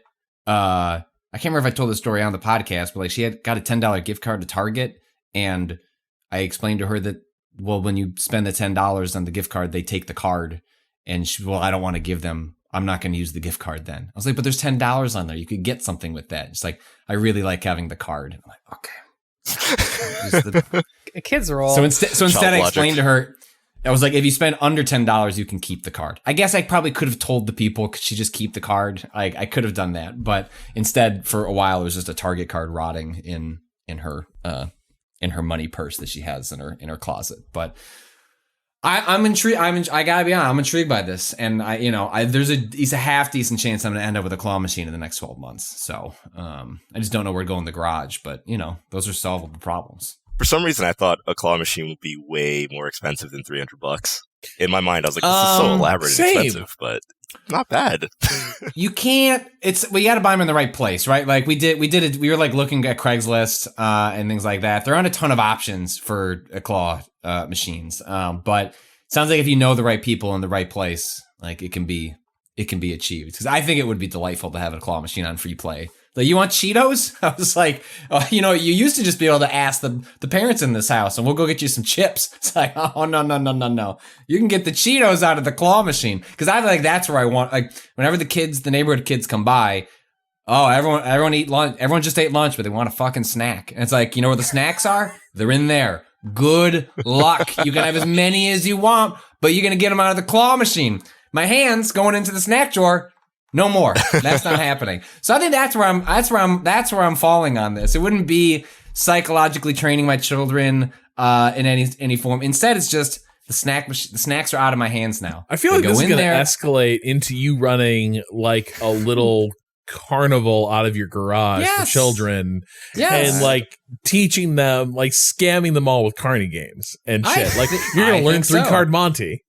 And be like, these kids don't know where the fucking bean is. Whack-a-mole coming soon. Exactly. I don't need cars in this garage. I'm sorry. I have a bunch of carnival games that I need to scam the 8-year-olds down the street. This is the most dad behavior. This is peak dad for Patrick to me, is finding ways to like inconsequentially scam children. Children in funny but insignificant ways. If you work on your skee ball skills, this fun-sized Snickers could be yours. All under the guise of teaching lessons, though. Yeah. Well, hey, Patrick, it's we'd really like it's hot out. Can we have an ice cream sandwich? Oh, they're in the claw machine. They're melting, but let's see if you can get them before they melt. Good luck. Oh, you want a popsicle? They're there. Ooh, the red one is melting. You better get that. Oh, to the. Oh, I'm so sorry. I've ruined my claw machine with these melting popsicles. Fucking very Pusha T voice. Gross ass machine. Yeah. Well, that reminds me. I need to see if I can get a chocolate taco before they're all gone. I wonder if they're already sold out. Can I? I'll just power wash my claw machine. Get out all the popsicle stains. Gross. But no, not gross, because the power washer will make it not gross. Exactly. All right. We got another one here. Unsigned. Hello, Waypoint. I have a hypothetical workplace matters question for y'all. While working, one of your coworkers messages you on the company-wide messaging thing. Slack, Skype, WhatsApp, Zoom, something like that. In the context of their message, you're pretty sure what they sent is intended to be a joke. However, you don't get the punchline. How do you respond? Do you admit to not getting the joke? Or do you just type lol so you can move on and get back to your work? Thanks. Unsigned, because the situation isn't hypothetical for me, and I have sincerely lolled at a lot of workplace jokes I secretly don't understand. I think this is why lol propagated as a response, is people just being like, yeah, I don't know. Like, it does two things. One, I don't know if that's funny. Sure, you want to be funny? That's great. But also there's the whole, and this is the coward's law. Sadly, I've used the coward's law occasionally, but that's only because now it's such a common thing. But it's the whole, like, give an instruction or, like, offer, like, a piece of severe criticism, be like, lol. You probably shouldn't do that, lol. I guess, well, it's funny, in a group chat that I'm in with Austin and Rob, I actually know. So there's lots of lowercase lols that happen. And it's not because people don't get a joke, but it's just like, oh, someone pasted something, like, it's awkward if there's not a response. And it's like, okay, I guess that one didn't go over. But then when you get the all caps lol, which is rare from Austin and Rob, but when you get that, it's like, oh, direct hit. Like, boom. Like, actually they think it's funny, because the small lol is just sort of an acknowledgement. The big lol is like, okay, that tickled me. I really enjoyed that message. Thank you for sending it. And that brings me great delight, is knowing, oh, I hit the bar. Like, yes, like I shared a good thing and my buddies liked it. See, for me, a lol is like if I say lol, something has gone horribly wrong. I am describing the most emotional pain I've ever been in is a lol. But a lamau? Now, a lamau's all right. A lamau is generally positive. I think the other problem with this question in me is that I am much too autistic for it. I will simply ask for the explanation. I'll just be like, what does this mean? Please tell me. I'm so stupid. I need so much help every day. What do these words mean? Yeah, I'm hugely in favor of just, I need the explanation, because you never know if the person's going to follow up with, like, I'm going to keep the joke going, and now you're just doubly lost. Also, I reserve, that's totally a possibility that I'm just not willing to deal with. But I reserve Lamau for, like, the actual, like, all right, you got me there. That was awesome. Whereas lol, I probably use it more so like, we'll just throw that in there. Like, that made me chuckle. The thing that throws me off about Lamau is the sheer frequency with which it comes up, where people are like relating to me things that I find worrying or distressing, where it's like, oh man, like you will not believe this grievous injury I inflicted on myself, or you will not believe this financial devastation that just happened. Rob, are you talking about anyone in particular? I believe. Wait, are you talking about Cado, or are you talking about me, Renata, specifically? And also in this members moment? of my family, like people just being like, hey, fucked up shit happened, Lamau. And I'm like, so is that Lamau, or is that like I need help and comfort? Right. That's how and works. And if it's LMFAO, I'm like, oh god, like who do we know who do we know in their neighborhood? When I tore my hand open at the office, yeah, it's just a little scar. It's fine. Okay.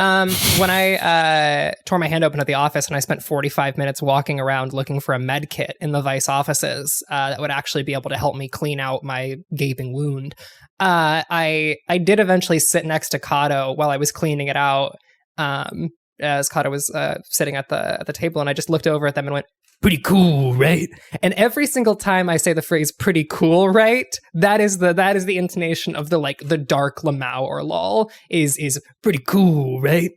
And so I did get to have a fun 45 minutes walking around the office, bleeding but not in pain, being like, "This is pretty cool, right?" Was it though? Yes. Listen, was it really? My whole Stitch getting experience was sick as hell. I loved getting Stitches. That shit feels cool. It looks cool. It was fun. I have a cool scar now. This is a retcon. No, it's not. It is not at all a retcon. This is not even a little bit a retcon. If you ask Cado, this is exactly how I was in the moment. I have the chat logs to prove that I was thrilled about getting this scar. Okay, maybe I should be clear. Like, however you feel about the experience you had, to your colleagues ripping open your hand and having to get stitches during a workplace not a dub incident. Not a dub. Yeah, no W's were achieved as a result of that. Instead, like having to rethink practices of how we run our workplaces was the outcome of that one. We need to get like safety training in there, don't we? At the end of this thing, shit, we're gonna have to. We need to file down the Vice office and get those jagged things out of there. That's what happens when you buy a famous DIY venue and turn it into an office. It's still haunted by the building has the need for blood. It used to be punks would punch each other down there, and now the building must take its price regardless. One last one here from Waz. Dear Waypoint, if you woke up one day to a new closet door that when opened was discovered to be a pocket dimension that you could store one object of any size, what would you keep in it? That's a closet. What? So I was thinking about this because it got less obvious to me. Because on the one hand, like that's so useful, but it's got to be something you'd want in storage, but not want to get rid of. Like the thing is that like the pocket dimension does, like for instance, the reason all those pots and pans fell off the ceiling is because my cabinets suck. It's all part of my horrible tiny kitchen, and there's no good place to put. There's no good place to put like pots and pans where it's like easy to grab them while doing stuff. So I had a cool place hanging where they're all hanging, and I just access them immediately. Pocket dimension doesn't like really fix that problem because like if you're cooking dinner, you can't be like I need to go to the closet with the pocket dimension and get all my cooking. Well, that was my question. Is like I was thinking, can I put my claw machine in there? That fixes the garage. See, I think yes. We're not doing the thing where it's like, oh, but then the toys couldn't be in it. I think if that like whatever's in it, yes. Like right, but I mean it doesn't help me that it's in the closet. Like I need it in the garage. Like is there a pipeline from the pocket dimension to the garage? You know what I'm saying? Like it doesn't help me that it's in the pocket dimension. It needs to be in the garage. So I need it to like funnel down there. It doesn't help me for that to be the storage unit. I'm gonna get kids lost in the pocket dimension. They're not gonna come back out. Yeah, I'm gonna go with something super practical. I'm just gonna say my bike because I always have trouble trying to find a place that doesn't feel out of place.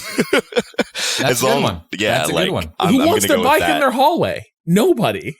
nobody wants that. It's the worst. It's always in its way, but I super need it. So it's like, yeah, I'm going with something super practical. And as long as it's like in that pocket dimension, it's not getting disturbed, right? Was that made clear? Right. No, it's your private pocket dimension. Yeah, I think you're good. Bike all the way. Oh man, yeah. I think the racing wheel setup.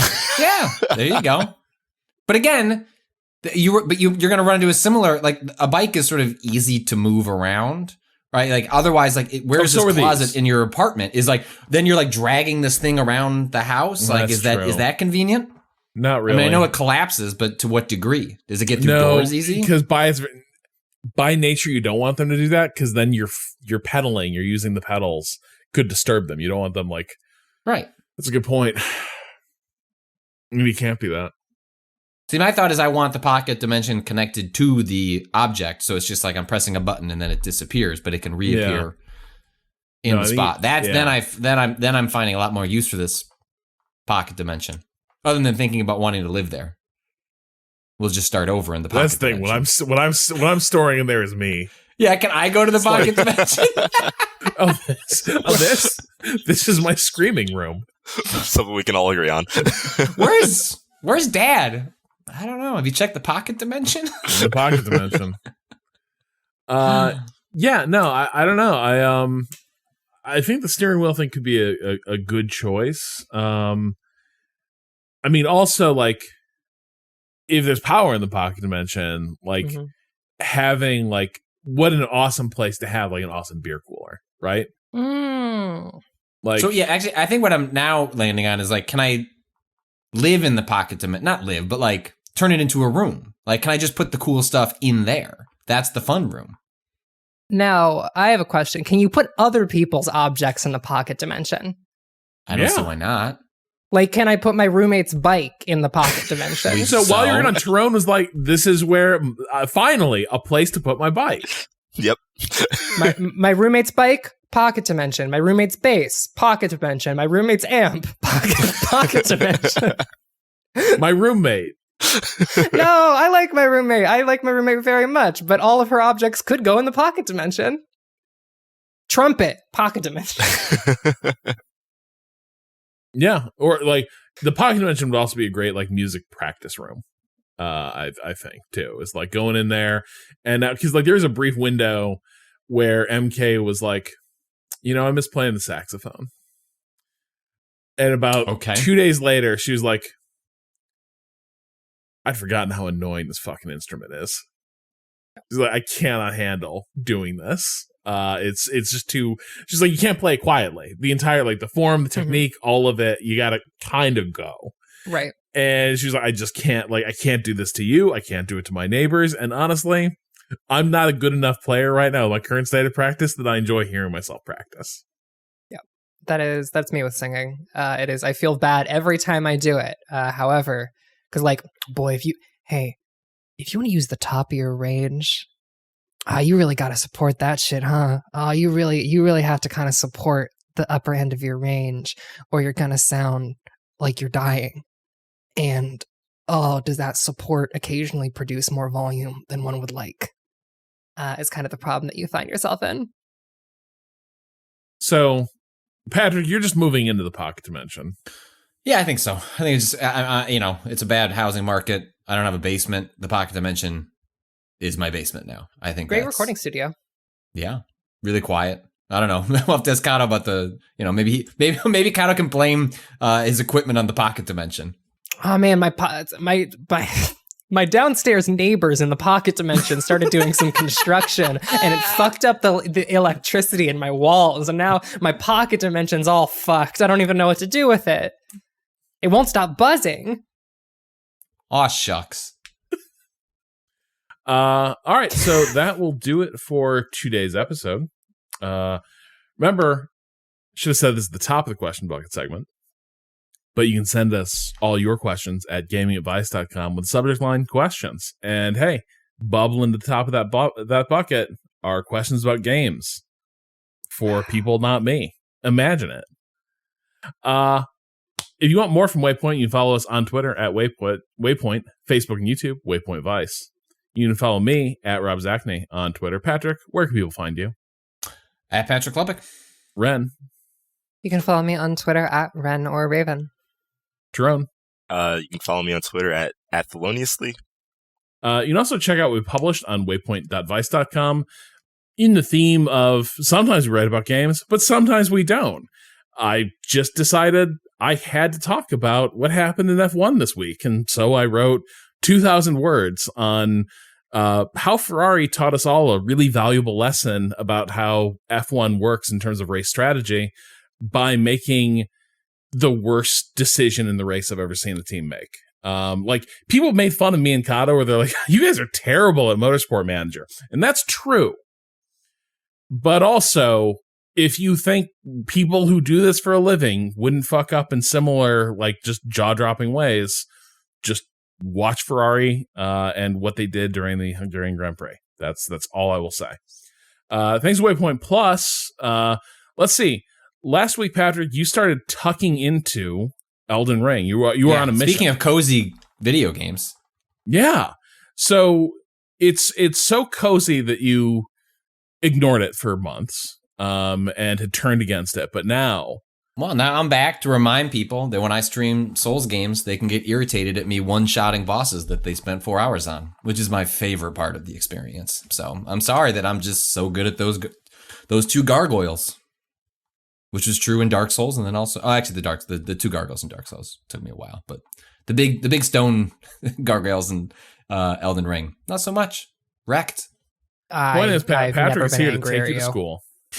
I'm so mad at what you just said to me. I'm so fucking mad. Patrick Klepek, I'm gonna get you. Oh. You're representing the chat, and the response. It was a bunch of people just like angrily sighing in reaction to. I think it technically did take me 2 turns, but I almost never considered the first one to be like a real because you're just kind of figuring out what's going on, and then the second fight is really. If it's not technically a one shot, it feels awfully close. And so the second one I went down. The rock sling is too powerful. And I keep telling myself to stop using it, but I'm sorry, the game won't stop me. Gonna climb onto my roof and throw a baseball like Goku, and it's gonna go through your window. I'm gonna throw Goku's baseball through your window from New York City. I as part of the stream, I'm asking the stream to help me find ways to make the game. Part of why I fell off it was that the build of my character and how I was playing the game. Like, I played 55 hours, which is like a normal Souls game length, like more so. And so I had just kind of gotten bored of the character I was playing. And so we're trying to find new ways to spice it up. And one of those was like to get away from, I think Banished Knight was the summon I was using for a lot of the game. Extremely powerful, very good at attacking and taking attacks from bosses. And so instead we voted on some weird little guys to borrow a Ren phrase. And the one the chat voted on was the shield like skeletons. Like they just kind of pelt little grenades, but otherwise all they do is just 5 skeletons with shields pushing on enemies. And that's who we fought the 2 giant gargoyles with. And it was so funny because they're just accomplishing absolutely nothing except just being like, rah, we're shitty little skeletons with our shitty little shields. As I'm just like pelting these bosses with these giant meteor rocks. And it's a delight. I'm playing all day. Once a week until I beat that game. And we're taking our time. We're not fast tracking. I'm like going on little side adventures. It is not about trying to beat it as fast as possible. So if it takes me, 2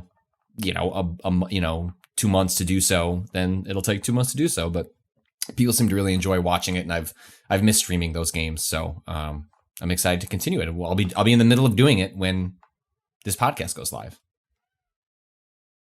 Patrick and Ren, you also have been delving into the virtual rental store. Yes. We have been Patrick pitched me the series Ren's Blockbuster, where we would go in and play games that I remember renting as a youth.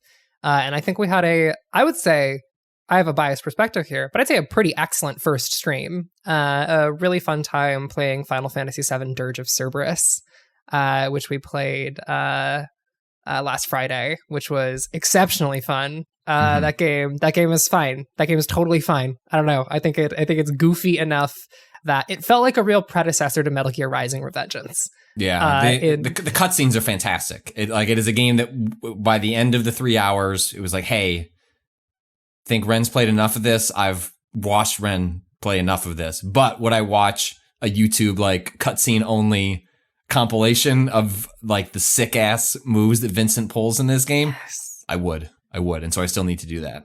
An exceptional dudes rock video game. Yeah.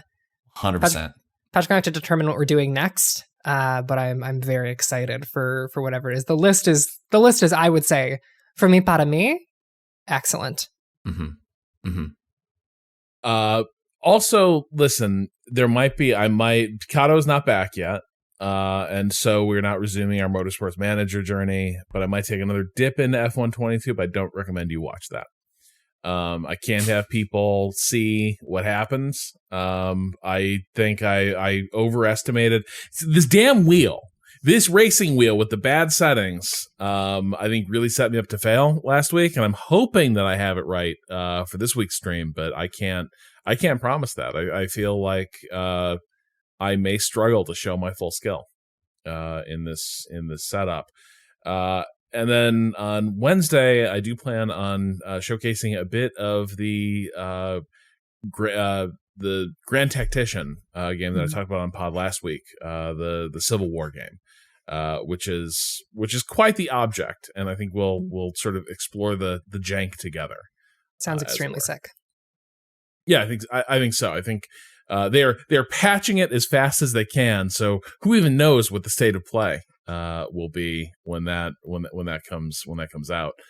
And remember, all of this is supported by Waypoint Plus. You can go to waypointplus.com and subscribe. Not only do you get access to our premium feed, but you're also helping support Waypoint and everything else we do here right now in that premium feed. You can hear Patrick and I really just, forget Pocket Dimensions. We went into the upside down where we embrace mediocrity.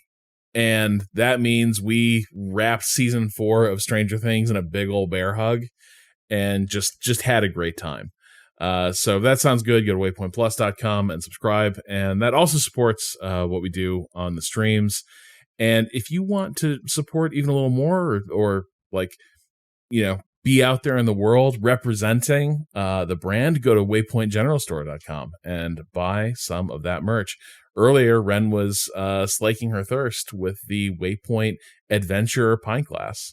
It's empty right now because it so efficiently delivered hydration. The water was so delicious. Knowing that it came from my Waypoint pint glass made the water so much sweeter. I felt like Patrick Klepek with how much I enjoyed this water. Well, hold on, you drank it. I think as we established on the earlier podcast, Patrick doesn't. He's just like, would not drink. Ooh, so chilly. Yeah, you gotta sort of go up to the cold water and just get sort of goosed by it. Ooh. Our theme music is by Bowen. The track is "Miss You" off the EP Pale Machine. Learn more at waypoint.zone/BOEN. For now, we are calling time on this Monday. We will talk to you again on Friday. Till then, fuck capitalism. I guess we're calling time on this Tuesday because that's when it goes up. This is vestigial. Wow. Anyway, fuck capitalism. Go home.